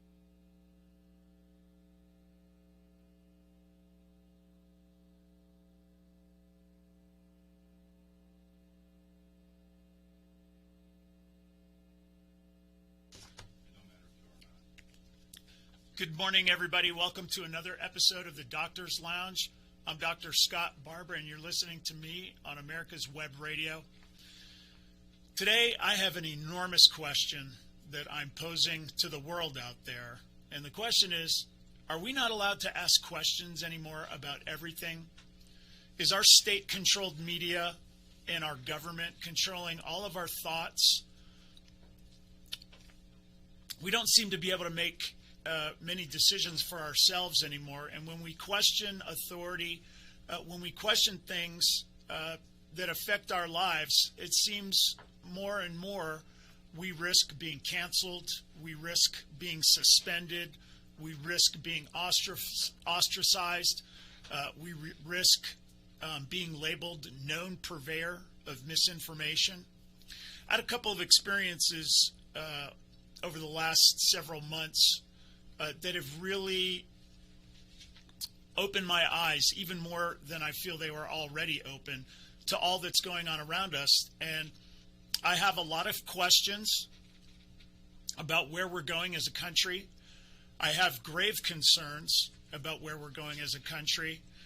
And like many of you out there, I wake up every day and I wonder, what can I do to help change the trajectory of this country that seems to be going more and more towards a totalitarian state. Our freedoms seem to be eroded. I just watched a Canadian pastor be arrested by a SWAT team for the crime of holding religious service up in Canada. The police didn't even get him at his church. They had to wait till he got on the freeway away from his parishioners, and they took him down like he was El Chapo. These are very, very scary times, folks. And sometimes I'm walking around in this world and I'm thinking to myself, am I the one who's nuts? Am I the one who is not seeing things clearly? You know, this coronavirus thing, I always feel like it's opened my eyes a lot just because I'm in a very unique situation that I don't believe a lot of people are. I have a very large medical practice that I run. I've been in medicine for a long time. I am educated in medicine, so I understand to a pretty significant degree epidemiology, virology, pharmacology. I understand scientific research and how it's done. I've been an editor of the American Journal of Sports Medicine, so I understand how scientific research works. I understand how to read scientific research critically. And I understand that one paper is not equivalent to another. There are some things that are better, more convincing, more scientifically meaningful papers. And then there are others that are less so. And then still even more that are what we call anecdotes. They're not scientific evidence at all. And I'm watching the political world out there misuse scientific research over and over. This has been going on for a long time, but it's having really meaningful consequences right now. And I've always said that one of the problems with healthcare and the healthcare fight, this show is an advocacy show for free market medicine, and my goal is to point out the dangers and the horrors of socialized medicine. The problem with medicine is we're not accessing the system all the time. So when you have that insurance card in your pocket, you feel comfortable. You feel covered. You feel like, hey, I got my free market health care. It's only when you access the system that you realize that's not covered. That's denied. We're not going to allow that. You can't get this test. Oh, by the way, you need $10,000 for the next step in this process. It's only when we access the system that we realize, hey, wait a second. Government has an enormous hold on our healthcare, and I actually don't have near as many freedoms as I thought I had. Now,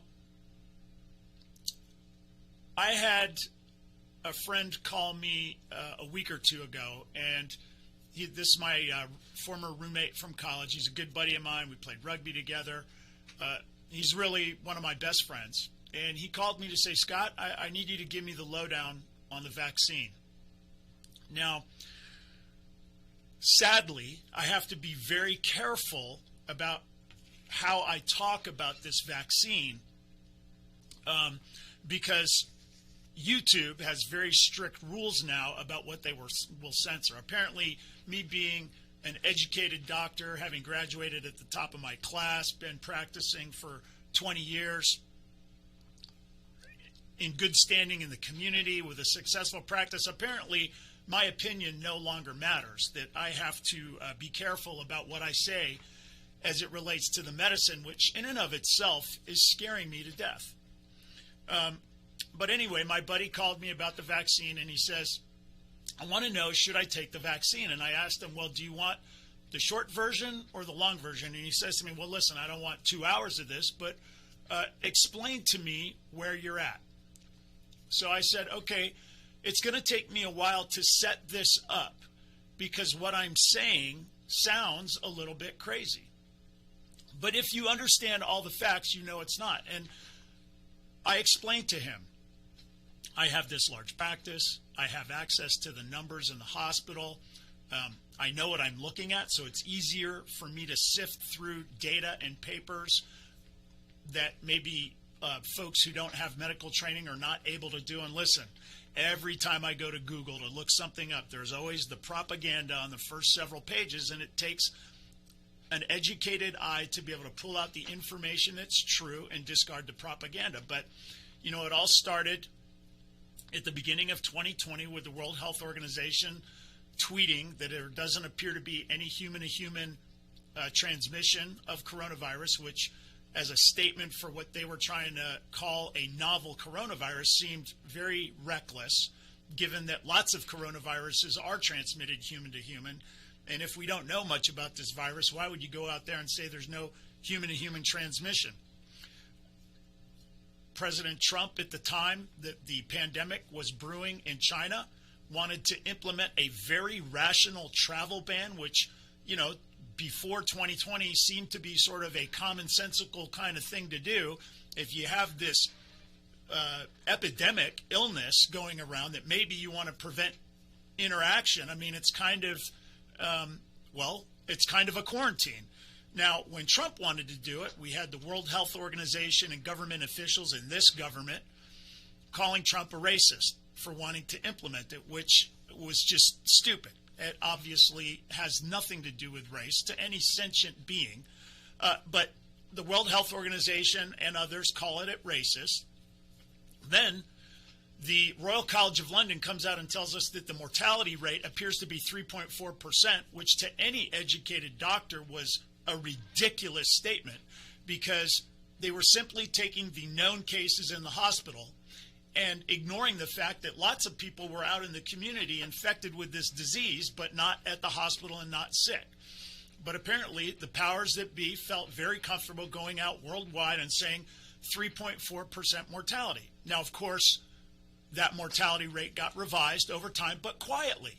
They never came out and said, hey, listen, this mortality rate has been discovered to be way reduced down to levels that we've seen before. I'm trying to be careful not to say similar to influenza, because I believe on the YouTube cancellation list that would get me suspended. But let's just say that it was dramatically reduced. In the early days of the pandemic, I was following the numbers in Italy and South Korea. And when I say following the numbers, I mean getting the available data of all of the patients, their ages, their comorbidities, and looking at them myself. Because the most important thing to me was, who is this, what population is this disease affecting? It's, to anybody who's educated in this area, we understand that sometimes these respiratory illnesses attack the young, sometimes the old, sometimes it gets people across the board. And it was very obvious to me early on, and not because I'm special, but because I'm just looking at the numbers, that this disease, the COVID-19, was primarily affecting, and again, I risk being suspended here for stating facts and my medical opinions that are, of course, based on facts, but it seemed very obvious that the vulnerable people here were those in their 70s and 80s, almost exclusively with comorbid conditions. And I thought to myself, this is fabulous news, meaning that my kids will be protected and that most working class people will be protected, and that we have a population that we can put our resources towards protecting, basically the old and the sick, to make sure that this pandemic didn't spread. Well, we saw governors like Governor Cuomo in New York who mandated that nursing homes accept COVID-19 patients, which they did, and we saw a significant mortality rate in those nursing homes, and yet the media didn't seem to want to share this information. And I'm saying to myself, what in the world is going on here? There's this effort to make coronavirus seem to be something that we've never seen before, this horrible pandemic. They're trying to highlight every negative, scary aspect of the disease, and any positive information, anything that would give us hope or allay our fears, they didn't want to share it. And it took me a little bit of time, but I started to see that, wait a second, this is on purpose. I'm doing reading, and this right here, I'm going to say this because I always promised you guys I would tell you the truth. And this is me as a doctor. I have a large medical practice, and I do what doctors always do when faced with medical problems. We read available literature. So I'm going to say, and I hope I don't get banned for this, but I heard about hydroxychloroquine. Oh my gosh, that might be the end of the show right there. Just saying the word. In these totalitarian times, we're now being told what we can and can't talk about as physicians. I'm reading available research. Let me tell you, hydroxychloroquine, FDA approved for 65 years. YouTube, do not ban me. I'm saying facts here. FDA approved for 65 years. I'm reading about it. I'm reading papers that are available, peer-reviewed scientific research, telling me that it may be an effective treatment for COVID-19. So I start thinking about it. I have familiarity with hydroxychloroquine. I'm an orthopedic surgeon. Hydroxychloroquine is used to treat patients with inflammatory arthritis. So I'm familiar with the drug because I use it. I know that it's safe.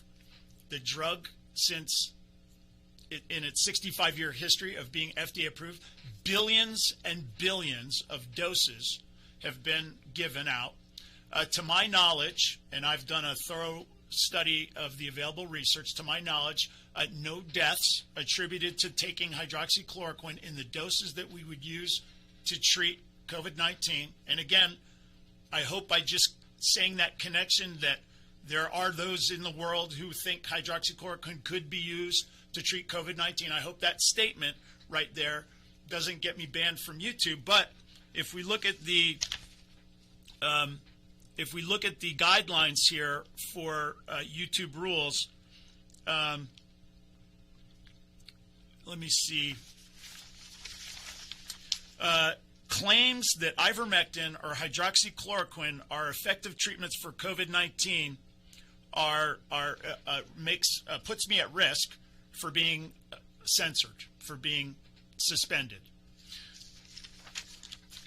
I'm sorry. I'm going to be 56 this month, and I'm not going to stop telling the truth right now. I feel like we got a lot of people in a lot of situations, either they're at the stage of life where they can't risk being confrontational about certain things, about their politics, because they won't get into school, they won't get a job, they'll be banned from their social circles. I'm not in that situation.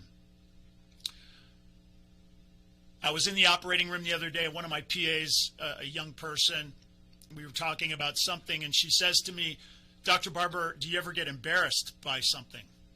And I said, in order to be embarrassed, you have to care what other people think. And I stopped caring what other people think about me a long time ago, because I know in my heart the kind of person that I am, and I'm not perfect. I'm a sinner like all of you out there, but I'm comfortable that I work as hard as anyone to try and be a better person, to try and be a generous person, to try and be a caring person. It's not to say I don't get off track from time to time. It's why I personally go to church every week, because it's important for me to hear that it's not about me and that God has a plan for me. And that's why I'm here sitting in front of you. I actually have to go operate today. I have a lot of people that don't like that I start late on this OR day, but I feel it's important that I share what I've learned and what I know to the rest of you, because it seems so few people are willing to do this. So back to what I was saying, I'm reading that hydroxychloroquine could be effective. And right about the time that I'm really reading up, not on my own stuff, but on available literature in peer-reviewed journals that anybody else could read for themselves, that's suggesting that it may be effective, I see the New England Journal of Medicine and the Lancet come out with studies saying that hydroxychloroquine is not only ineffective, but it's dangerous. And I'm thinking to myself, you know, the New England Journal of Medicine and the Lancet are the number 1 and 2 medical journals on planet Earth. I mean, to a doctor, those are like the Bible. The peer review process in those journals is so rigorous that it's really borderline impossible to get anything in there that's inaccurate. Well, I'm saying to myself, and you can go back and look through my Twitter timeline if it's not banned already. I'll get to a story. I've been suspended because I posted a peer-reviewed study on hydroxychloroquine. I got suspended for 2 weeks. We'll get into that later. But if you go back and you look through my timeline for the entire year, you'll see I've been 100% right about everything, including calling out the New England Journal of Medicine and the Lancet for their fake, phony studies. And guess what happened 2 weeks after they were published? And YouTube, please don't suspend me for stating the facts that the New England Journal of Medicine and the Lancet had to retract their studies 2 weeks after publication when they got caught using fake data. Now, my friend Bud, who called me asking me about whether or not he should take the vaccine, I'm sharing all this information with him. I'm bringing him along so that he can see this whole situation through my eyes. And I'm saying to him, the New England Journal of Medicine and the Lancet, they published these fake studies, and he responds back to me. Now, my friend Bud, he's not a doctor. So he doesn't have medical training. He's a super smart guy, but he's just not a doctor. So he says, listen, Scott, they were under a lot of pressure in the middle of a deadly pandemic to get information out there, and they made a mistake. This is what the world is trying to convince people, is that somehow this was an honest mistake. And I thought, wow, this is amazing. Do you understand? That is not what happened here. They made it up, a massive study claiming 600 hospitals on 6 continents and all these patients manually entered data, of course, so you can't check it. It was utterly ridiculous, and they made it up. This was not an honest mistake. People, I don't know how to make this, I don't know how to put a bigger exclamation point here. They gave you fake data. And when I say they, I don't know what you call them, the government, the deep state, the elites, whatever. The people who are controlling what we're allowed to hear, what we're allowed to see, what we're allowed to talk about, what we can do, what we can't do, these people are trying to manipulate us. And that's really the point of my show today, is to try and wake people up and let you know that you have to do more. We all have to do more. Now, we're all at different stages of life. I've already got through school. I've already got through my education. I got a job, at least for now. I know that there are forces out there trying to take me down because they don't like what I'm doing. But we all have the ability to do certain things, and that may be when you're with a group of friends to simply challenge the narrative that, well, Trump is a racist. Now, listen, I'm not here to advocate for or against Trump. I'm here to talk about what's true. And if we go back to the Charlottesville hoax, and we know it's a Charlottesville hoax, I've heard Joe Biden say it a million times that Trump called white supremacists very fine people. Now, I was watching that press conference live when it happened, and what Trump was saying was that there were very fine people on both sides of the issue of whether or not we should tear down Civil War statues. And then he specifically said, I'm not talking about the white supremacists or the neo-Nazis. They should be condemned totally. That's what he said. Now, I'm not the smartest, most informed person in the world, but I'm fairly informed and I'm reasonably smart. But there are other people out there that know this. Certainly CNN knows this, MSNBC, ABC, CBS, Fox News, and a million other outlets over there that over the past several years has allowed that narrative to just go on and on. Now, apparently there's no fact checkers that ever do any censoring or banning or labeling of mostly false. When people imply that Trump made this statement, that never happens. But if you talk about hydroxychloroquine, where there's a 65-year history, apparently that's going to get you banned and censored. And like I said, I posted an article from a peer-reviewed journal recently that basically stated that hydroxychloroquine given in early disease was effective at decreasing significantly the hospitalization rate and mortality. Now listen, that got me banned from Twitter for 2 weeks to post that. I just said it now. YouTube, there's a good chance they'll ban me for it. But I'm not going to stop telling the truth because I'm being censored. If you don't see me in the near future, you can assume that I was giving you the truth. And that's another admonition I have for people listening. You have to be careful about where you get your information. I mean, that's always been the case. When I was a kid, my father used to tell me, just because it's in a book doesn't make it true. Well, nothing has changed 50 years later. You have to be critical of everything you hear, everything you read.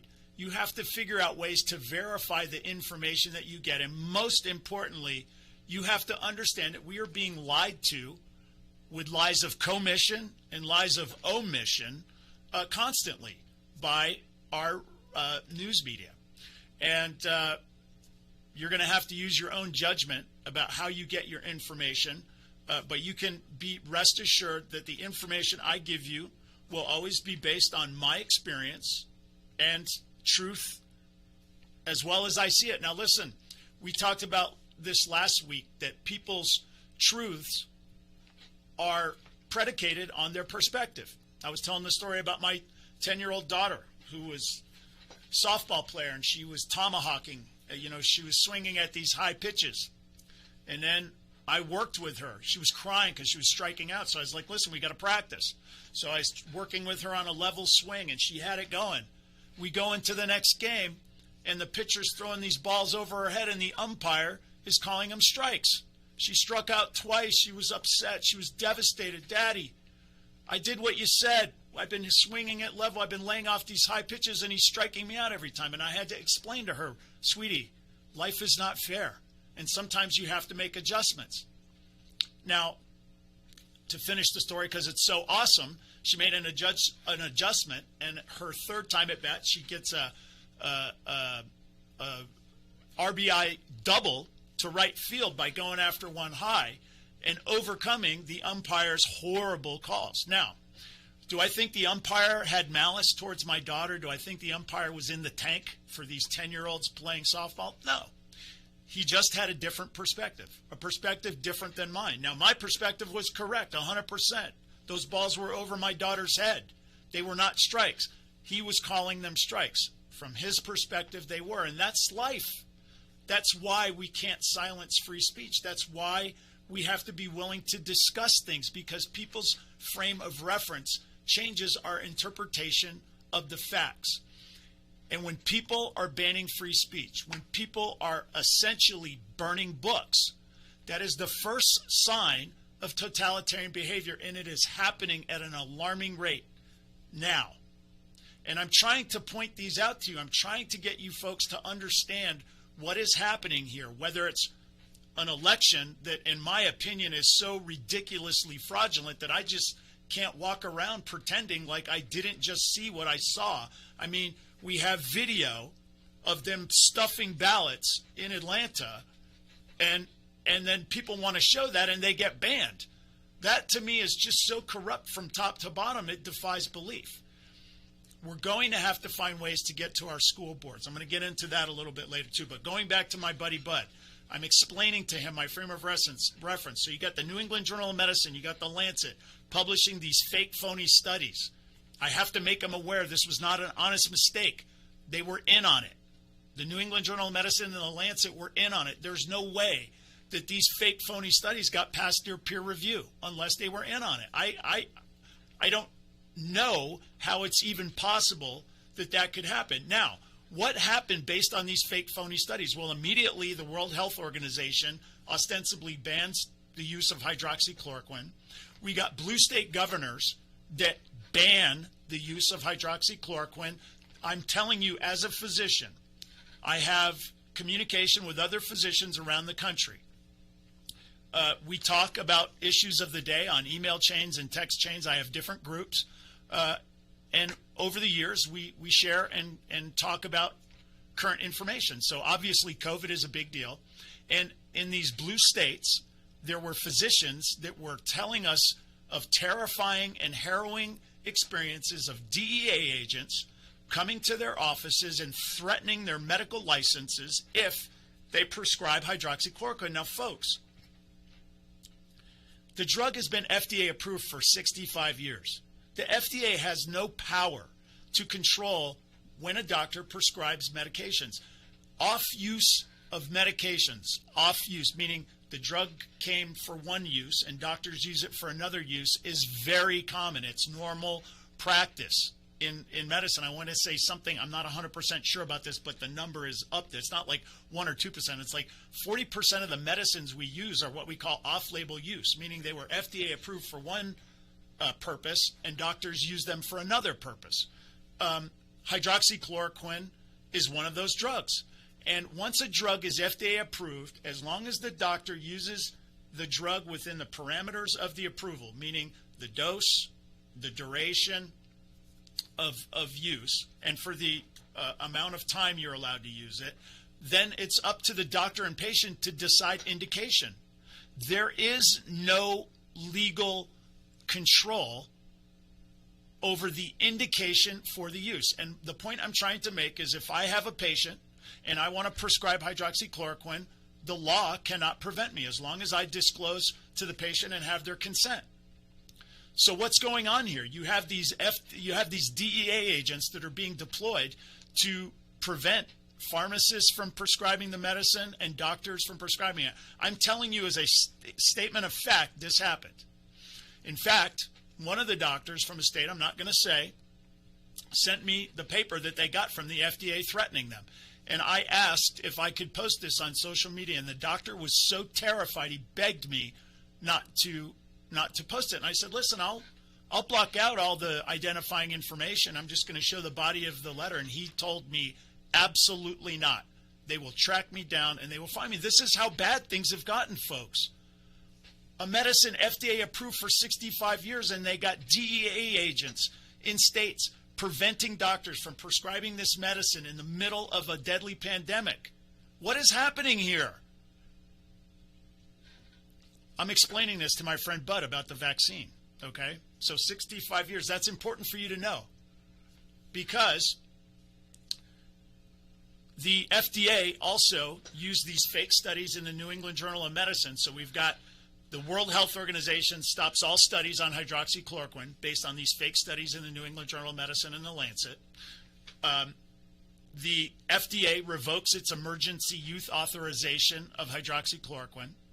We got blue state governors repurposing their DEA agents to go and attack doctors and pharmacists who dare to prescribe this medicine, and they basically put a wet blanket on it. Now, the other insidious part, this show, we always talk about socialized medicine and free market medicine. Most doctors now, 53% last I checked, are employed by hospital systems. These hospital systems are very similar to the teachers union. They're very heavily controlled by government because their money and their authority and their regulations come through Medicare and Medicaid, ostensibly government-run agencies, and that's why our hospitals are not functioning properly right now, and I'm going to get into that a little bit with personal anecdote. So the hospitals are not functioning properly right now, and they are basically banning discussion, use, talk, and any kind of hydroxychloroquine. Now, I have gotten to a stage in my career, and I have the type of specialty where I have the ability to avoid the hospital a lot. In fact, when I have to go to the hospital, I absolutely hate it. The bureaucracy is unbearable. The way they treat my patients these days, and it's all of them, not one or the other. It's just the way it is. When you replace a free market business of any kind with a government bureaucracy, you're going to have a loss in customer service. And since customer service is such a major focus of my practice, when I go to a hospital, anyone, I can see the difference in the decrease in customer service to my patients, and it's horrifying to me and to me. I'm a customer of the hospital. When I bring patients there and they provide me with an OR and staff to do that, I'm a customer. They don't care about me anymore. They don't need to, because the government penetration and control of healthcare has gotten so great that courting individual doctors is irrelevant to them, to their bottom line. So anyway, you got hospital systems not using hydroxychloroquine. You got the World Health Organization banning use and studies, banning all their studies. You got blue state governors repurposing DEA agents. And we've basically gotten to this point where it's taboo. And I'm actually sitting here wondering, are we going to be banned? Am I going to be censored? Am I going to be taken off of YouTube for even talking about all of this factual information? But as I said, I'm not going to stop telling you guys the truth until they pull me off. And when they do, we'll go somewhere else. We're going to get this information out. We're going to right this ship. And the way we're going to right this ship is we as individuals are going to take control of our towns, our school boards, our cities, and our states. And we're going to prevent these politicians from telling us how we're going to live, when we can open our jobs, when we can go worship, what they're telling our kids, what we have to wear on our faces, where we can go, when we can go. Listen, folks, it's unraveling fast. And you're going to get, nobody wants to do anything as long as we're comfortable. You got your phone, you got your TV, you got your house, you got your car, you got a little bit of money. Life's comfortable. Nobody wants to make waves. Certainly nobody wants to use their free time to go to a school board meeting. But those days are coming to an end quickly if we don't change course. And the people that are doing this to us realize that there's very little resistance, and I always call it they're doing open field running right now. So back to Bud. I'm explaining to him all this, and I'm saying to him, are you starting to see this through my eyes now? Are you starting to understand what's happening? So we then see a situation where red state governors are opening up their states. This is back, I want to say, around July of 2020. And blue state governors are trying to implement mask mandates and lockdowns. So, of course, the people who advocate the mask mandates and the lockdowns, they can't have red states opening up without consequences. So they had to create what they called spikes. And I remember being interviewed on Fox News. They asked me about what I thought about everything. I gave my information, and it was taped early. So there was nobody there. I was just in my office. A person was asking me questions. It was taped, and it aired later. Well, when we watched it later, they also got another guy, a Harvard guy from some academic university, and he starts talking about these spikes. Well, the red states, Florida, Texas, Georgia, they've opened up, and we've seen these spike in deaths. Oh, my gosh.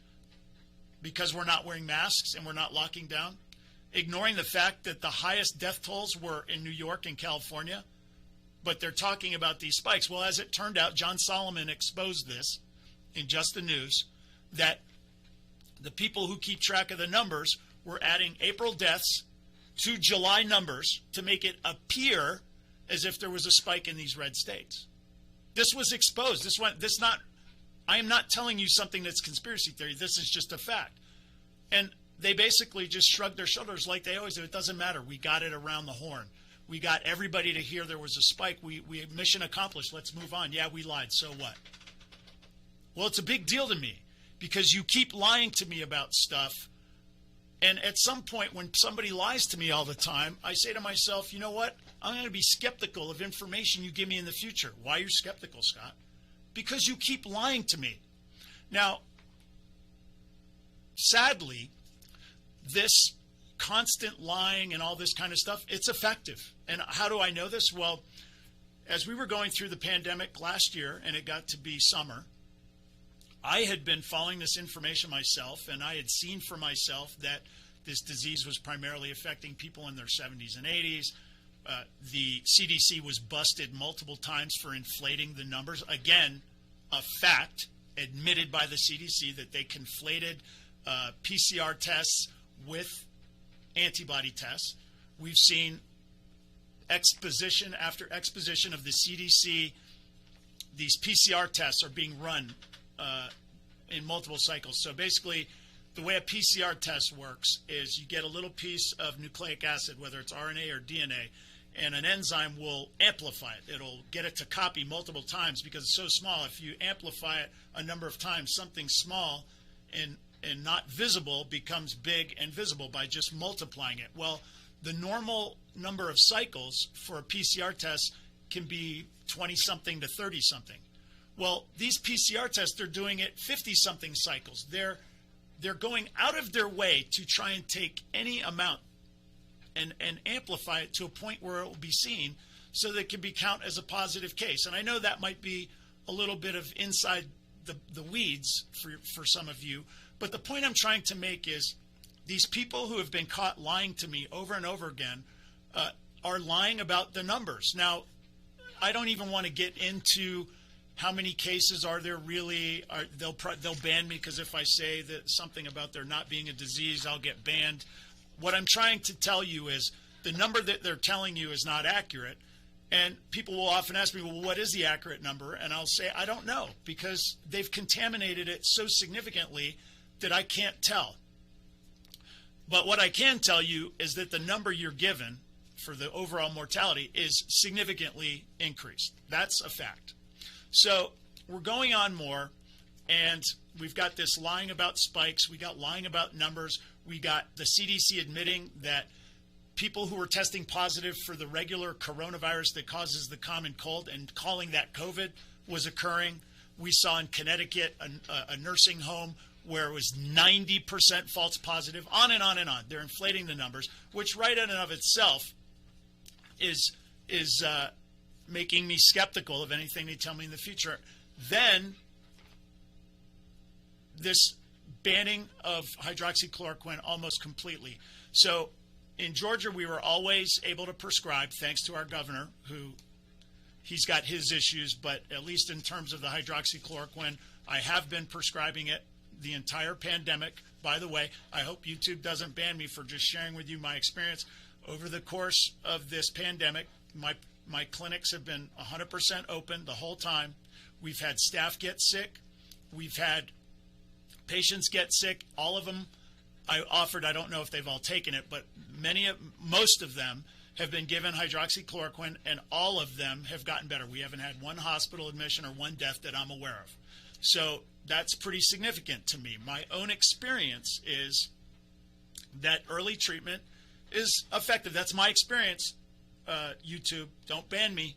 Don't ban me for telling you my experience. I am a doctor, a licensed physician, and I'm just sharing my own experience. Now, from there, we get to the point where the Johns Hopkins University publishes observations that are from the CDC website about the numbers of coronavirus. And we're going to take a short break, and we're going to come back and talk about what that Johns Hopkins University study showed and continue on with this conversation. You're listening to Dr. Scott Barber on the Doctor's Lounge. This is America's Web Radio. We'll be right back. In 2009, the membership organization Docs for Patient Care was founded. People all around the country wanted to participate in the efforts of this group, and they wanted to join, but they were unable to do so unless they were physicians. It's for this reason that the Docs for Patient Care Foundation was created. Now, everyone can join the fight and become a member of an organization created by doctors for patients, dedicated to fighting for your healthcare freedom and preserving the doctor-patient relationship. While you're at your computer, please go to www.docs4patientcarefoundation.org. That's www.docs4patientcarefoundation.org and make a tax-deductible donation and join the fight along with us. Thank you. You're listening to America's Web Radio on the AmericasBroadcastNetwork.com. Thank you for listening.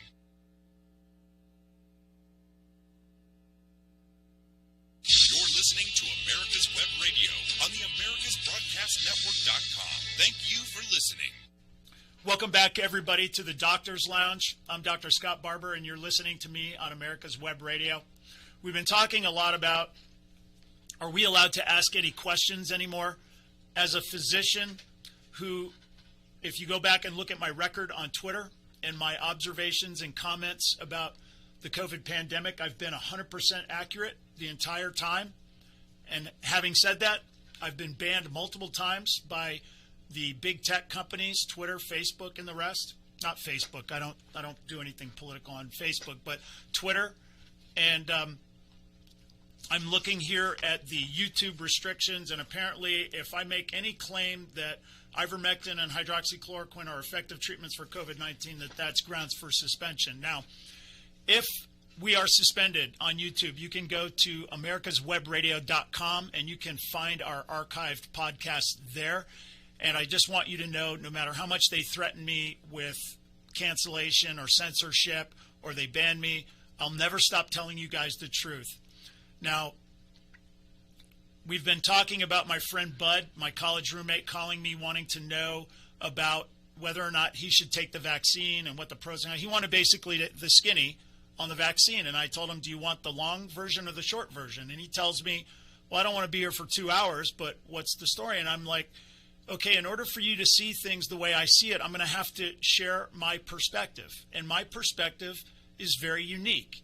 And it's somebody who has a large practice, who has medical education, understands pharmacology, understands epidemiology, understands vaccines, understands academics.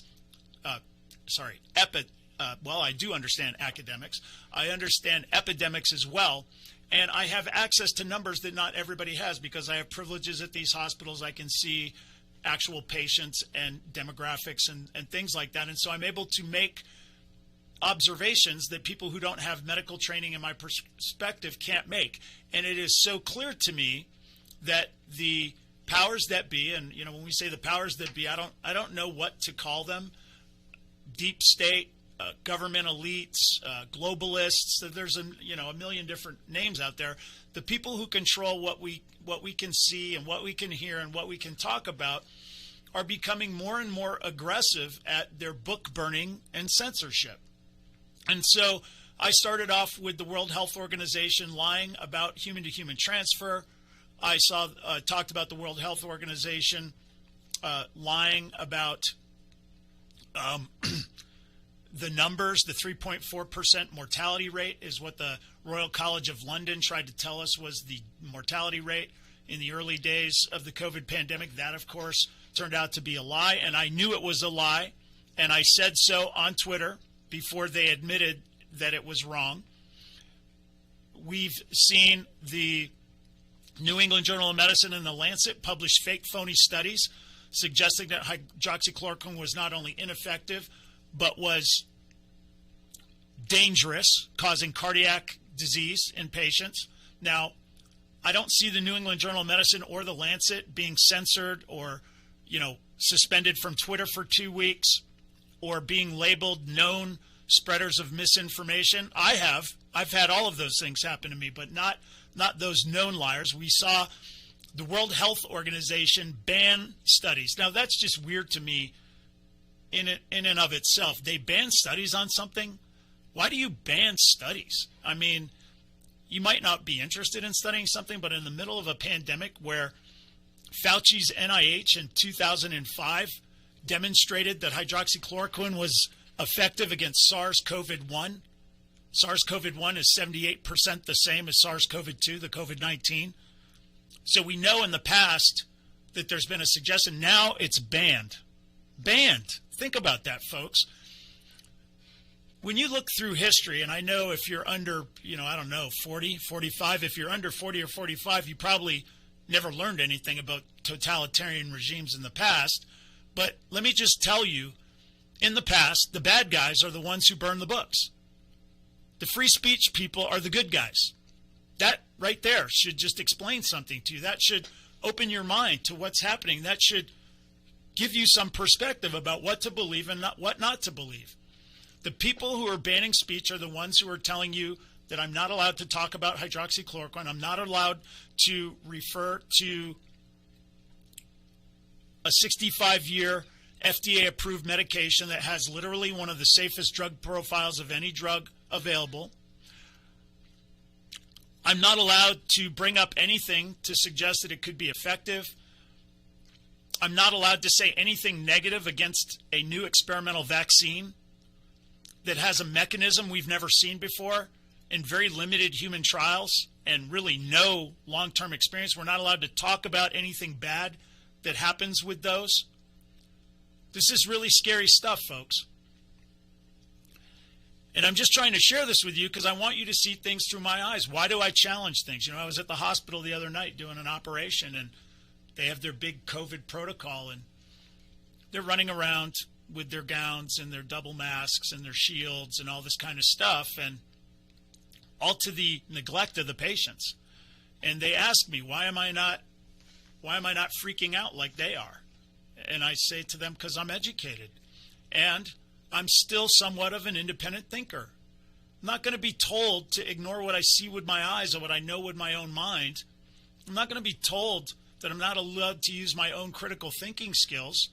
And I'm not going to just get in line because everybody else is getting in line.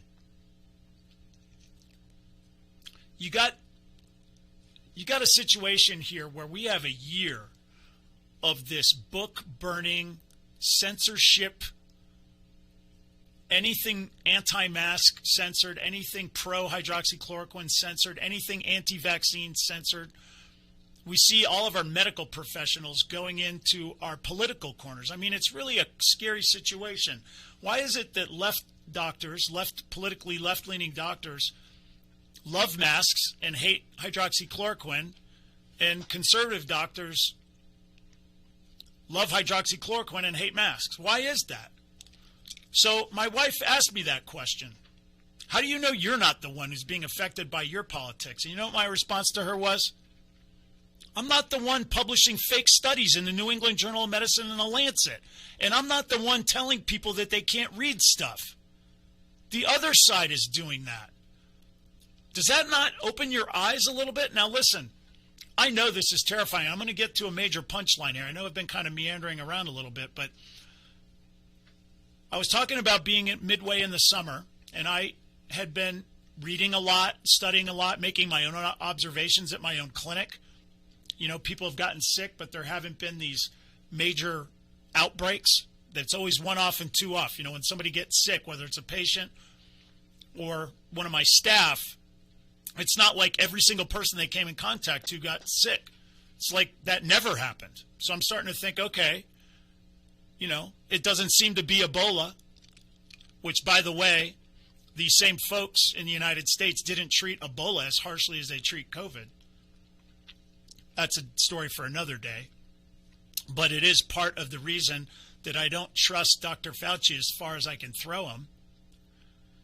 Because they keep lying to us, and they keep preventing me from talking about the truth. Now, let's not forget when America's frontline doctors, because the powers that be were going out of their way to prevent the spread of actual information, They didn't want you to know that the mortality rate was low and not 3.4%. They didn't want you to know that there was possibly an effective treatment that was cheap, that was available, that was safe in hydroxychloroquine. They didn't want you to know that. So America's Frontline Doctors, Simone Gold, Stanford-educated attorney, emergency room physician, brilliant woman, courageous woman. She organizes some of the few free-thinking physicians. We go to Washington, D.C., and we have an open Facebook conversation about available data, not stuff we made up, not stuff like what they're doing where they come out with these ridiculous, worthless studies that were done in 5 minutes, certainly not fake, phony studies like they published in the New England Journal of Medicine and Lancet.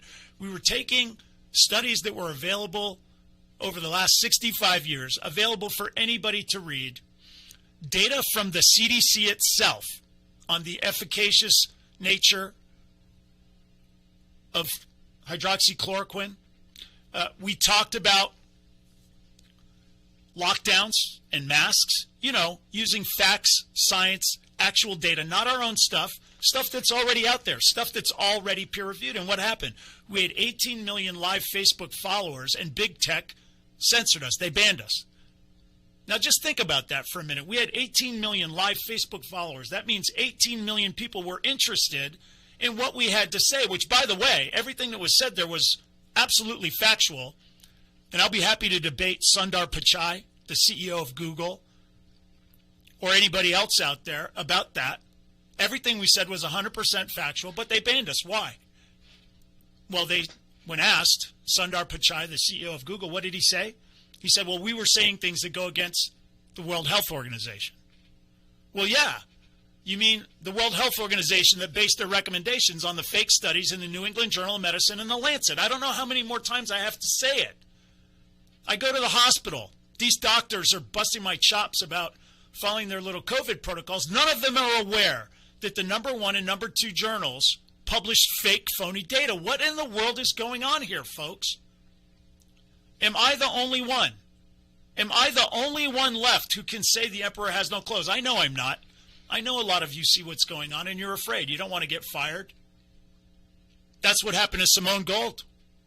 Oh, yeah. She organized this conference with America's Frontline Doctors in Washington, D.C. We had 18 million live Facebook say. Everything we said was factual. Got banned from Google, banned from Facebook, banned from Twitter. Disgusting. Totalitarian. They're not the good guys. That's what the bad guys do. Ban free speech and burn books. And what happened to Simone? Well, she went back to find out she was fired from her job. Why? You can't be an independent thinking physician these days. You can't. It's dangerous. And that's why a lot of your doctors, even though they know better, they're not going to talk to you. They're not going to tell you the truth. They're employed by a hospital system that is invested in banning hydroxychloroquine. Now, listen, I'm bearing the lead here. So I want to talk to you about another thing that is just utterly incomprehensible to me. The same people that have this YouTube thing here claims that ivermectin or hydroxychloroquine are effective treatments of COVID-19. This is immediate suspension, banning, book burning. If you say that, you get banned. But Simone tells the truth. Simone Gold, Dr. Simone Gold, she gets fired from her job. They tell her the reason they're firing her because she was promoting misinformation. But the New England Journal of Medicine and the Lancet, I bet you can still go to their libraries and pull those journals down. There will be no fact checks or recommendations or suspensions or bannings there. That's okay. She later got arrested by the FBI too, by the way. That's another story for another day. But folks, we're losing our freedoms quickly. And I'm simply trying to explain to you that as a matter of common sense, if somebody lies to me all the time, then I become skeptical of what they tell me in the future. It's just natural. I'm sure you guys are the same way. Listen, I'm 56 years old. I'm used to waking up, turning on the news, reading a newspaper. I'm assuming that for the most part, people are endeavoring to give me truthful information.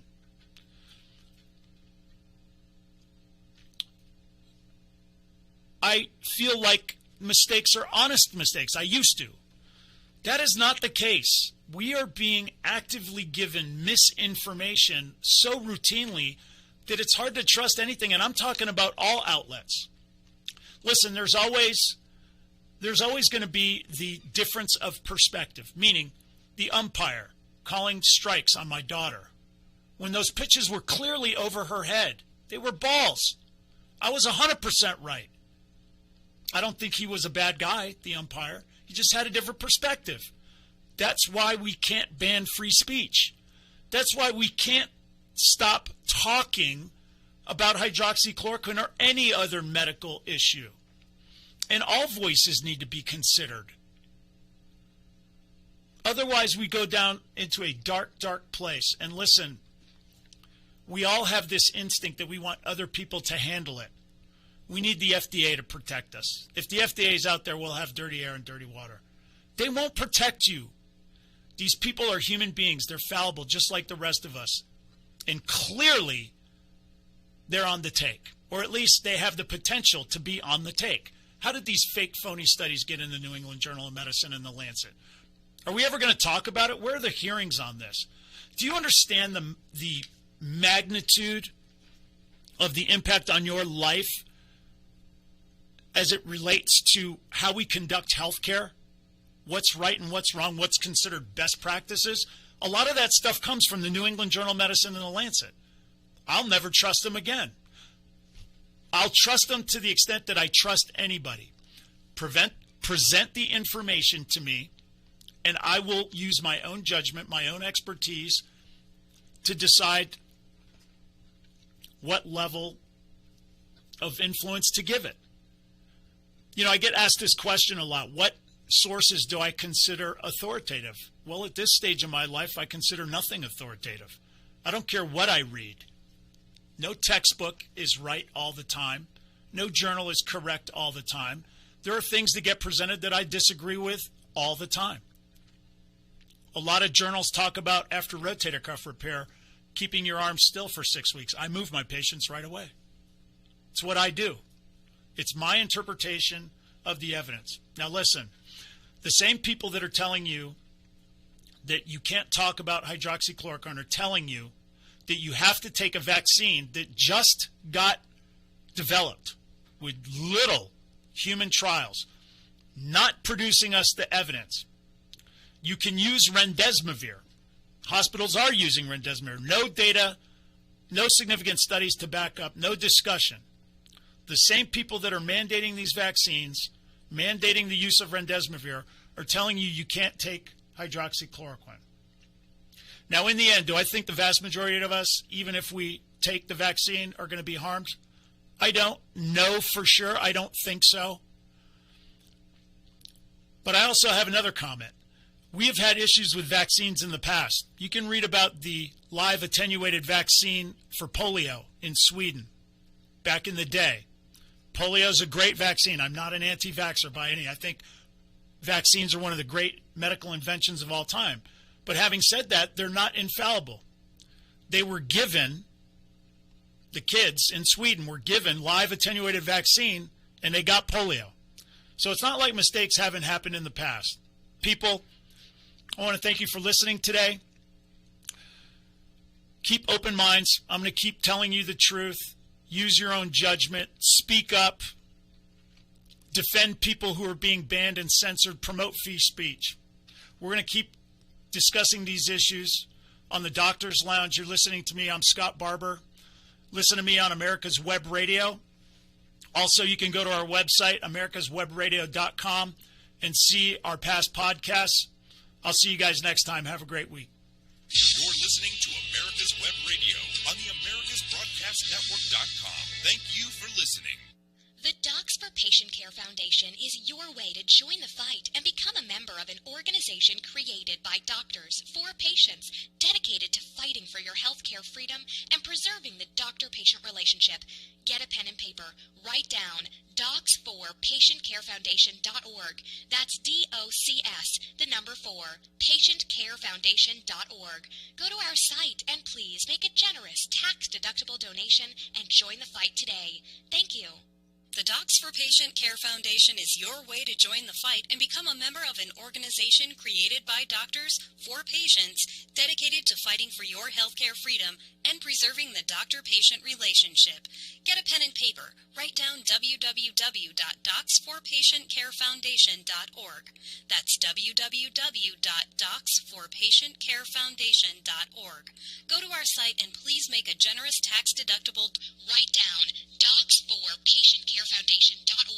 That's DOCS, the number 4, patientcarefoundation.org. Go to our site and please. Good morning and welcome to America's Web Radio. And today it's David's pick, and my pick, I have to take an extra breath every time I even start thinking about this. But we have Senior Chief Keith Forrest Post on today, and he's the director of submarine. And boy, if I just say that word, I get chill bumps and go crazy. But we'll be back with Keith in a minute. Right now, we're going to do what we started doing a tradition of, and that's just a moment of silence. And that's out of respect for my friend and the memorial that we do for J. Roy Ritchie that died this year from the effects of Agent Orange in Vietnam. And we do that, and then we have a little other thing that I love to do. So with that being said, let's take just a moment. We'll take 1 minute, and we'll be back with you after we think about our brothers and sisters that have served and are serving for us.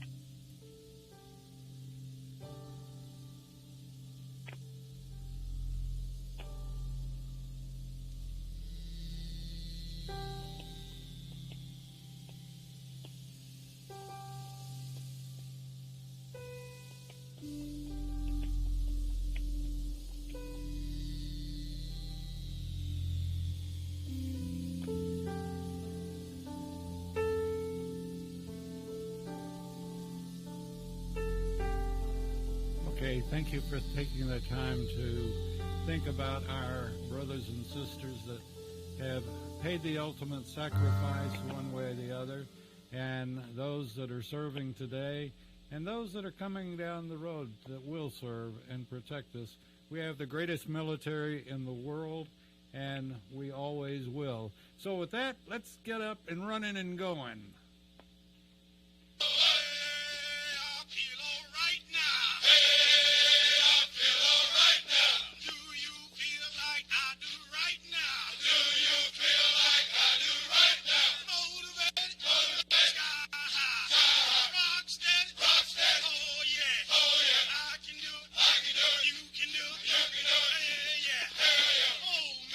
Okay, we've had enough of that cadence call for the time being, and want to thank those that always participated in the cadence call. And I don't, running on a ship or running in a submarine, Keith, I don't know that you all did Jody's or cadence calls.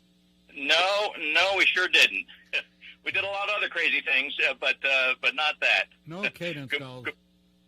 Good morning, David. It's great to be with you. Well, thank you, sir, and it's a pleasure having you on. Other than the subject, and like I said, I sort of, I've got a bad case of claustrophobia, and I guess it would have affected me when I was flying, except I had windows all around me, and I could see what was in front of me and what was down below me, but Well, I tell you what, the tours that I've taken, and I should qualify that. I've only been on World War II subs that were extremely small. I think they're whales bigger than some of the subs that we had in World War II. But you're in St. Mary's, Georgia, and yep, I'm about as far away from you as you can get and still be in the state of Georgia. We're way down here on the southeast corner. In fact, through our front door and through our periscope, which goes through our roof, you can see across the river to Florida. That's how close we are. You must be pretty close to Jacksonville. We are. We're about 30 minutes from the airport and about 45 minutes from downtown. Oh, well, let's jump right into it. Tell us about. I'm as much as I've been in Savannah and that area and Charleston, I didn't know, and this is something that we stress a lot.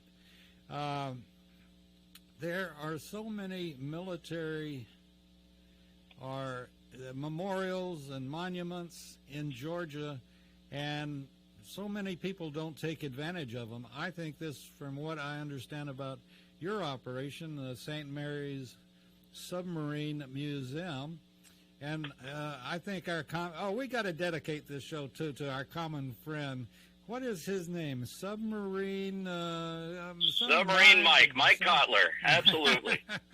And I'll bet you, I had an email from him a week or so ago, and I'll bet you he's listening this morning. So good morning, Mike. Good morning, Mike. And Mike is such a great guy.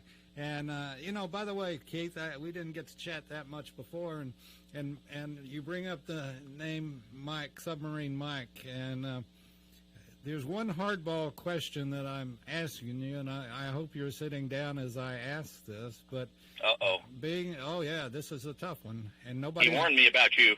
Yeah, well, nobody's gotten it right yet, so we'll see if a Navy man can, but okay, and Submarine Mike's a perfect example. When you're with a group of your peers, veterans, be they Army, Navy, Coast Guard, whatever they happen to be, Air Force, can you name one friend, one veteran that you know that can tell one story? Oh, absolutely not. It's not possible. It is not within our DNA to just tell one story. In fact, I was trying to figure out how I was going to be able to talk to you with just an hour this morning. Especially if we get starting on sea stories. So I can understand why nobody has gotten that question right.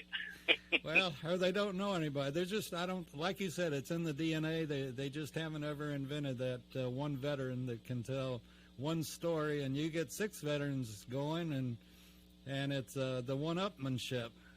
Yeah, I can remember that, but I got a better story than that for you, and I love them. Exactly. We also stress one other thing, Keith, and I'm sorry we didn't get to talk more before, but that is the fact that you and all the other veterans are our history books today, and I beg all the veterans that are listening to get their grandkids, their kids, whatever the case might be, and tell them about what you did in the service. And that goes for grandmas, too, that served.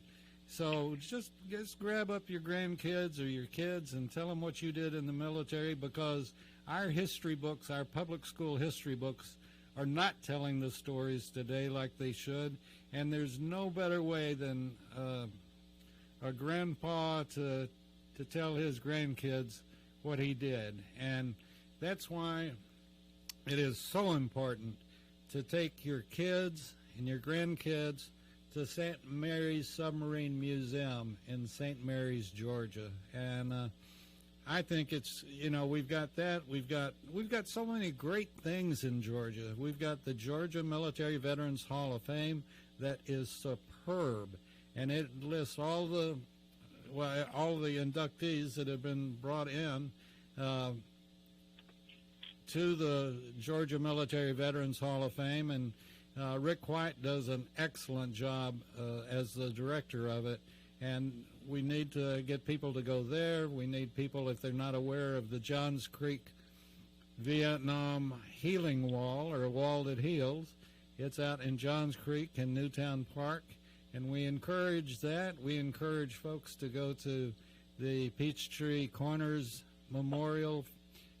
we just have so many great places. You could take a week, and correct me if I'm wrong, Keith, but you could take a week and go from St. Mary's up here to Atlanta to Peachtree Corners to Johns Creek, and a day at a time, maybe 2 days at a time, plus your